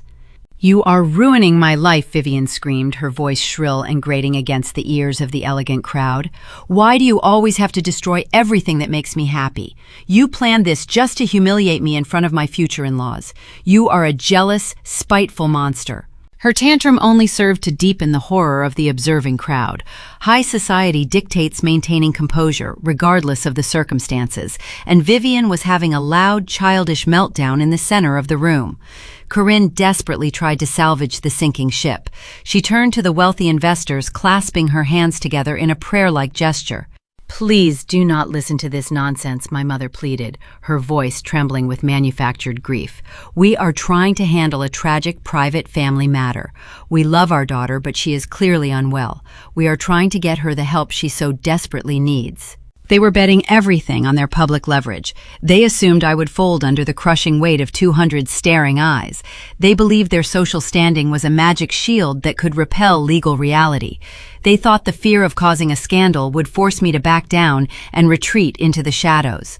I looked at my mother, then at my father, feeling no pity, no anger, and no hesitation. I simply felt the clean, cold reality of justice settling over the room. I did not engage in a screaming match. I did not try to convince the crowd with emotional pleas. I raised my left hand, turning my palm toward the open mahogany front doors, and gave a sharp, definitive nod to the shadows lurking in the courtyard. The heavy, rhythmic thud of tactical boots struck the front porch. The Orleans Parish Sheriff deputies crossed the threshold, their dark utility uniforms and heavy equipment belts providing a shocking contrast to the velvet and silk of the gala. The radios on their shoulders crackled with bursts of static, the sharp mechanical sound cutting down the last remaining shreds of my parents' illusion. The ultimate reality check had just entered the ballroom, and there was nowhere left for my family to hide. The three deputies moved into the parlor with practiced heavy steps. Their tactical boots struck the antique heart pine floorboards, a harsh utilitarian sound that shattered the remaining illusion of the gala. They flanked my sides instantly, forming a physical barricade between me and my furious father. The lead deputy rested his hand casually near his radio, his gaze sweeping over the dense crowd of elite socialites, silently daring anyone to intervene. The sheer visual shock of armed law enforcement standing under a draped crystal chandelier struck the room into a paralyzed silence. The string quartet outside had long since stopped playing. The only sound left was the soft rustle of expensive fabrics as the wealthiest citizens of New Orleans collectively held their breath, waiting for the climax of the drama unfolding before them. I did not raise my voice, but the acoustic design of the high ceilings carried my words to every corner of the historic space. I unclasped my leather briefcase, the brass hinges clicking loudly in the quiet room. I withdrew the thick stack of documents I had meticulously gathered. I held up the heavy embossed paper, turning slowly so the guests in the front rows could see the official municipal seals. "This is the original deed to this property," I announced, ensuring my enunciation was flawless and steady. It was transferred into a blind trust by my grandmother, Odette Dubois, 5 years before her passing. She recognized the financial incompetence of her son and legally barred him from ever touching this estate. I am the sole legal owner of this home, and the people hosting this party are trespassing. My father tried to step forward, his jaw working furiously as he searched for a lie to counter the paperwork, but the lead deputy shifted his weight, resting his hand on his duty belt, and Richard froze in place. I reached into the briefcase and pulled out the next document, holding the federal tax lien high enough for the nearby investors to read the bold government header. "My father is not a wealthy patriarch," I continued, letting the cold facts land like physical blows against his fabricated reputation. "He is insolvent. He is facing federal asset seizure for years of unpaid taxes. His corporate holding company is drowning in debt. He brought you all here tonight to project an aura of wealth, hoping to secure a predatory commercial loan against my stolen home to save himself from bankruptcy. You are attending a fraudulent event hosted by desperate grifters who possess zero assets and zero legal authority." To deliver the final strike, I pulled out the heavy stationery written in Odette's dark blue fountain pen ink. A faint trace of jasmine perfume drifted into the stagnant air. "My grandmother knew exactly what he would do when the money ran out," I said, looking directly into my mother's horrified eyes. "She wrote this letter explicitly detailing his financial abuse. She ordered me to lock the doors and protect our heritage from his greed. You spent the last 3 weeks dragging my name through the mud, calling me a monster who abused a dying woman. The truth is, I am the designated guardian she armed to stop you." The effect was instantaneous and devastating. Corinne let out a short, suffocated gasp as if all the oxygen had been vacuumed from the room. Her fingers went slack. The crystal flute slipped from her grip, hitting the floorboards and shattering into a dozen glittering shards. The expensive vintage champagne pooled around the hem of her emerald gown, seeping dark and cold into the silk fabric. She did not even flinch at the mess. She just stared at the legal documents in my hands, realizing the intricate web of lies she had spent her entire adult life spinning had just been set on fire. Richard lost all color in his face. The ruddy, confident flush drained away in a matter of seconds, leaving his skin looking pale, aged, and remarkably thin. His broad shoulders slumped forward, deflating the formidable posture he used to intimidate his subordinates. He opened his mouth to speak, to offer some pathetic mitigation or spin another excuse, but his throat seized. He had no leverage left. The undeniable proof was staring him in the face, and the entire high society of the parish was watching his demise in real time. The lead deputy stepped past me, unfolding the court-ordered writ of possession. He addressed my parents with the bored, routine authority of a man reading a traffic citation devoid of any sympathy. By order of the parish judge, he stated, his voice booming over the stunned crowd, you are occupying this premises illegally. You have violated a municipal stop work order and you are currently trespassing. You have exactly 10 minutes to collect your personal belongings and exit through the front doors. If you remain on the property past that deadline, you will be placed in handcuffs and transported to the precinct for criminal trespassing. The ultimatum hung in the humid air, sealing their fate with bureaucratic finality. That is the exact moment Vivian shattered the final fragile layer of their public dignity. Her entire life had been constructed around getting exactly what she wanted by crying the loudest and demanding the world bend to her fragile emotions. Facing the undeniable reality that she was losing her dream venue, losing her unearned social standing, and facing immediate eviction, she reverted to her core nature.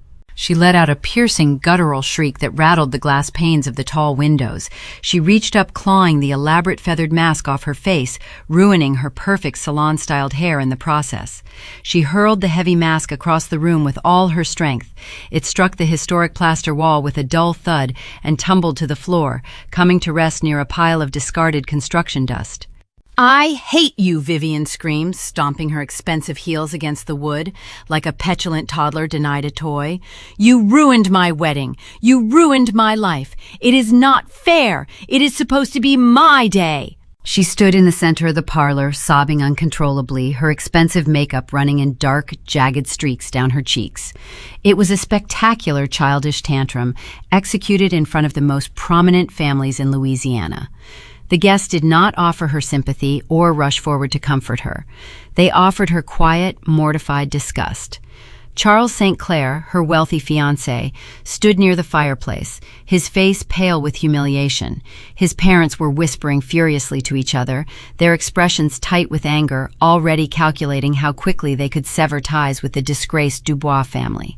The polite facade of the room fractured permanently. The elite crowd, suddenly realizing they were unwilling participants in a desperate financial crime, began to retreat. The whispering started as a low murmur and rapidly escalated into a loud, frantic hum of gossip and harsh judgment. Evelyn St. Pierre turned her back on my mother, her face pinched in revulsion, and marched straight toward the exit. The rest of the guests followed her lead. It became a rapid exodus of silk gowns and tailored tuxedos flowing out the front doors, eager to distance themselves from the radioactive fallout of our family collapse. The investors Richard had been courting shot him looks of pure contempt before joining the departing crowd. Within 5 minutes, the lavish parlor was nearly empty, leaving only discarded champagne flutes, half-eaten luxury hors d'oeuvres, and the stinging scent of total ruin. My parents did not attempt to argue with the deputies. The shame of the public exposure had broken their spirits entirely. Richard walked toward the back rooms with a heavy, shuffling gait, returning a few moments later carrying Vivian's designer luggage and the suits he had brought for the weekend prep. Corinne tried to maintain a shred of her aristocratic posture, lifting her chin and refusing to look at me, but her hands were trembling so severely she could barely hold her evening bag. Vivian trailed behind them, still weeping loudly, clutching a ruined piece of floral garland like a security blanket. They walked past the deputies, past the shattered crystal on the floor, and stepped out onto the front porch. The deputies escorted them down the slate pathway, ensuring they walked through the wrought iron gates and out onto the public sidewalk. They were carrying only what they could hold in their hands, stripped of their wealth, their home, and their social standing in a single devastating stroke. I stood in the center of the parlor, watching their silhouettes fade into the neon glow of the French Quarter night. I felt no guilt. I felt no sorrow for their downfall. The heavy, suffocating weight I had carried since childhood, the constant pressure to shrink myself so they could shine, evaporated into the warm air. I experienced the clean, cold reality of justice. They had relied on my silence and my endurance to fund their illusions. By refusing to play my assigned role, I had dismantled their entire empire of lies. I did not just reclaim my ancestral home, I reclaimed my own identity, stepping out of the shadows they had forced me to inhabit. The house was finally quiet, the festive jazz replaced by the comforting, familiar creak of the old floorboards settling back into place. 6 months have passed since the heavy boots of the sheriff deputies echoed through my parlor and brought my family empire to a sudden, grinding halt. Today, the French Quarter cottage smells of lemon oil, fresh beeswax, and the damp, comforting scent of incoming rain off the Gulf of Mexico. The chaos of that late summer night feels like a distant fever dream. The imported white roses are long gone. The cheap, sheer fabrics my sister used to drape the walls have been discarded and thrown into the municipal trash. The original heart pine floors gleam under the soft yellow light of the antique gas lanterns. I spent the entire winter bringing the historic bones of the house back to life, breathing stability back into the space they tried to destroy. The morning after the masquerade eviction, the stark reality of my parents' financial ruin hit the local news cycle. You cannot keep a federal tax seizure quiet in a city that treats gossip as a competitive sport. The Internal Revenue Service froze their bank accounts and placed heavy steel padlocks on the wrought iron gates of their Garden District mansion. Stripped of their physical assets and permanently exiled by the elite social circles they sacrificed everything to impress Richard and Corinne, fled Louisiana in disgrace. They could not endure the pitying stares at the local grocery store or the deliberate cold shoulders from the church congregation. I heard through the grapevine of former neighbors that they packed a small rental truck in the middle of the night and moved to a cramped apartment in a landlocked Midwestern state. My father now works a mid-level logistics job, answering to a regional manager half his age, earning a meager salary that barely covers their rent. My mother spends her days inside that small apartment, too ashamed to join any local social clubs, because she has no residual wealth left to project to strangers. The illusion is permanently broken. Vivian suffered the steepest and most dramatic fall from grace. Charles St. Clair and his wealthy parents watched the eviction unfold in real time from the center of my parlor. When they hired their own private investigators the next day and discovered the full, staggering extent of the Dubois family bankruptcy, the prospective in-laws severed ties immediately. They canceled the wedding before the weekend was over. Vivian tried to salvage the relationship, posting frantic, tearful videos on her social media platforms, blaming my supposed jealousy for her ruined engagement. Her followers, however, had watched the live broadcast of the sheriff ordering her out of a stolen house. The public sympathy she relied upon instantly evaporated, replaced by thousands of mocking comments. She deleted all of her digital accounts a week later. She currently lives with our parents in their small Midwestern rental, stripped of her designer clothes and her unearned entitlement. She is forced to face a harsh reality where crying loudly no longer magically produces a luxury vacation or a free historical estate. Restoring the cottage required a significant financial investment, an amount far beyond my modest salary as a preservation archivist. But Grandmother Odette was a master strategist who thought of every possible outcome. Along with the property deed, her blind trust contained a hidden preservation fund, specifically earmarked for the structural maintenance and protection of the estate. I used those funds to hire Marcus Vance and his specialized crew of historic craftsmen. They carefully repaired the brutal damage Vivian had inflicted during her brief illegal occupation. They restored the horsehair plaster using authentic 19th century building techniques. They polished the mahogany baseboards until the dark wood sang with renewed life. The house breathed again, healed from the trauma of the invasion, standing as a physical testament to endurance. Tonight, the heavy oak dining room table is set for 8 people. There is no crystal champagne tower or imported caviar meant to impress strangers. Instead, there is a large, steaming pot of traditional seafood gumbo, a towering stack of warm French bread, and several bottles of dark red wine. The guests sitting around the table are not local politicians or wealthy real estate investors. They are my chosen family.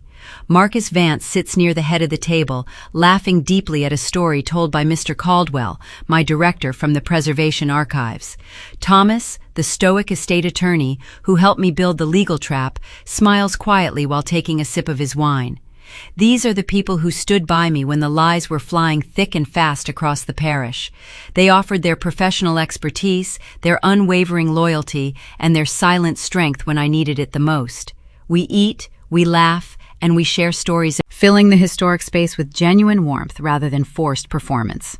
After the guests finish their dinner and move out to the courtyard to enjoy the cool evening breeze, I linger alone in the parlor. I walk over to the mantelpiece and look at the wall. The morning after the masquerade eviction, after the caterers had packed up their delivery trucks and the deputies had cleared the premises, I walked through the empty rooms by myself. I found Grandmother Odette's vintage Mardi Gras mask half buried in a pile of toxic white drywall dust in the corner of the room. The delicate papier-mâché was scratched, and the brittle black feathers were bent under the heavy weight of the construction debris. I did not throw it away. I picked it up with gentle, respectful hands. I brought the artifact to my preservation laboratory and spent weeks meticulously cleaning the surface. I used my specialized microspatulas to remove the crushed plaster from the crevices. I carefully rehydrated the feathers and restored the faded violet and gold paint. Now the beautiful mask hangs in its rightful place on the pristine plaster wall, serving as a silent sentinel over the parlor. It is a symbol of survival. It represents the restoration of truth and the fierce preservation of a legacy my family tried so hard to dismantle. Every time I look at it, I am reminded of the promise I made to the woman who believed in me before I even knew how to believe in myself. For 28 years, my parents conditioned me to believe that my quiet nature was a fatal flaw. They told me I was cold, stubborn, and selfish because I refused to participate in their loud, chaotic drama. They assumed my silence meant I was weak and easily manipulated. I finally understand that my quiet strength was never a weakness. It was the very tool that allowed me to sit still in the dark, gather the undeniable evidence, and build an airtight trap. They relied on me staying quiet to keep the peace. They bet their entire future on the arrogant assumption that I would fold under the pressure of a public audience. They lost that bet spectacularly. Let me speak directly to anyone listening who has been labeled the difficult child, simply because you refuse to bend your boundaries. Toxic family members rely on your silence to maintain their comfortable illusions. They want you to scream and cry so they can point their fingers and call you crazy, or they want you to stay quiet so they can walk all over you without consequence. Do not give them either option. Give them undeniable facts. Give them boundaries documented firmly on paper. Sometimes the loudest way to fight back is not with a screaming match in the middle of a hallway. Sometimes the most deafening sound in the entire world is the cold, hard, documented truth handed to them in front of an audience they can no longer control or manipulate. Thank you for walking through this journey with me. If you found strength or validation in this story, please drop a final comment below and share this narrative with someone who needs a reminder of their own power. Hit the subscribe button to stay connected with Sophia Vengeance, where the quiet ones always get the final word. Until next time, protect your peace, guard your heritage, and never apologize for holding the keys to your own life. The architecture of a fractured foundation. The echo of a heavy wooden door clicking shut is rarely just a sound. In the saga of the Dubois family, it was the death knell of a carefully curated illusion. The story of Audrey, a young archivist who dismantled her parents' fraudulent empire with nothing but patience, paper, and silence, is a profound autopsy of conditional love within the traditional American family structure. When Richard and Corinne handed the keys of Audrey's rightful Creole cottage to her sister Vivian, they were not merely attempting an illegal real estate transfer. They were continuing a lifelong systemic pattern of emotional embezzlement. They robbed their youngest daughter of her inherent right to be seen and valued, honoring a toxic household hierarchy where the loudest cries always secured the most resources. The ultimate tragedy here is not the loss of a historic property, but the complete and utter bankruptcy of parental morality. A mirror for American parents, the price of the pedestal. To parents navigating the modern complexities of traditional family education in America, this narrative serves as a stark, unforgiving mirror. In our achievement-oriented culture, there is a dangerous, ever-present temptation to confuse the maintenance of a flawless public image with successful parenting. We frequently dress our children in the heavy, suffocating garments of our own unmet expectations, measuring our success as providers by their prestige, their extravagant weddings, and their blind obedience to our demands. When parents consciously construct a golden child, like Vivian shielding her from the natural consequences of her actions and validating her weaponized fragility, they do not create a strong, capable adult. Instead, they cultivate a helpless, entitled dependent who will eventually crumble under the weight of reality. Conversely, when the quiet resilience of a child like Audrey is taken for granted, when her emotional and financial stability is treated as a natural resource to be mined strictly for the family's convenience, a deep, silent, and irreversible resentment takes root. The core lesson for parents is that honesty and fairness are the only true load-bearing beams of a family structure. True emotional awareness requires looking past the polished country club facade and recognizing the individual autonomous soul of each child. It requires the humility to admit that children are not extensions of a parent's ego. If family love is treated as a transactional currency, with affection only distributed when a child performs a role perfectly, parents should not act surprised when the emotional bank eventually forecloses on them. The Archivist's Lesson. A message to the next generation. For young people standing in the long, chilling shadows of overbearing family expectations, Audrey's journey offers a breathtaking masterclass in redefined rebellion. Traditional American culture often demands unquestioning obedience to familial elders, mistakenly equating silent compliance with respect. But Audrey's methodology teaches us that true respect for one's heritage sometimes means taking a sledgehammer to the rot in order to save the foundation. Her message to the youth is piercingly clear. Your quiet endurance is not a weakness, but you must immediately stop allowing it to be used as a red carpet for others to walk upon. True, unassailable independence does not always require a screaming match in the parlor or a theatrical bridge-burning exit. It requires the disciplined, methodical construction of your own life, built upon verifiable truths and documented boundaries rather than inherited guilt. You do not owe your sanity or your peace of mind to a family system that requires your continuous diminishment as the price of admission. Before we explore the deeper spiritual currents of this family's reckoning, if you find solace in these quiet rebellions and seek more narratives of profound, calculated vindication, ensure you follow the channel Morning Revenge. The spiritual observer, shedding the year-round masks, stepping back to observe this explosive family dynamic through the lens of a spiritual practitioner, the Dubois saga perfectly encapsulates the spiritual malady infecting much of modern society. We live in an era deeply obsessed with the external, with curated social media feeds, opulent galas, and the desperate, breathless accumulation of status symbols. The parents in this story wore their metaphorical Mardi Gras masks year-round, terrified of exposing the deep financial ruin and profound moral poverty lingering underneath the paint. From a spiritual standpoint, true self-cultivation is the lifelong, often painful process of stripping away these very illusions. It is the arduous work of developing internal wisdom, unshakable morality, and authentic resilience that does not rely on the applause of a crowd. The parents entirely failed to cultivate their inner lives, leaving them hollow, brittle, and utterly desperate when the material world began to collapse around them. Audrey, however, embodied true spiritual fortitude. She did not react to malice with immediate fiery malice. She reacted with the immovable grounding force of truth. She sat still in the dark, polishing her tools, while her family danced wildly toward the edge of a cliff.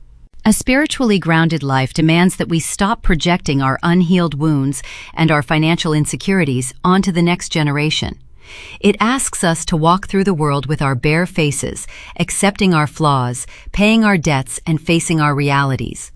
When we prioritize genuine moral fiber over fleeting social standing, we build a life that cannot be shattered by a single revealing light in a ballroom. We must teach our children not how to beautifully paint their masks, but how to live comfortably and authentically without one. The weight of the keys. We are consistently taught by conventional wisdom that to preserve a family we must keep the doors wide open. We are told to welcome every slight turn the other cheek and swallow every insult in the name of shared blood and tradition. Society dictates that forgiveness is the ultimate non-negotiable virtue, and that deliberately cutting ties with your own parents is a tragic failure of grace. But consider the profound silence that settled over that historic French Quarter parlor after the elite guests fled into the humid night. It was not a silence of defeat, nor was it a tragedy. It was a silence of profound, unburdened clarity. Perhaps the most radical, spiritually sound act of love you can possibly offer a deeply toxic family is the absolute denial of their illusions. By refusing to play the game, you strip away their enablers and force them to finally meet themselves in the dark. The true inheritance passed down through generations is almost never the antique silver, the wax-sealed deeds, or the grand ancestral homes. The true lasting inheritance is the boundary you are finally brave enough to draw in the sand. We spend our entire lives trying to figure out how to perfectly fit our keys into the complex locks of our parents' hearts, desperately trying to pry open doors that were intentionally built to keep us out. But sometimes the greatest enlightenment comes from a completely different realization, one that shatters convention entirely. You were never meant to figure out how to open their door. You were meant to change the locks on your own.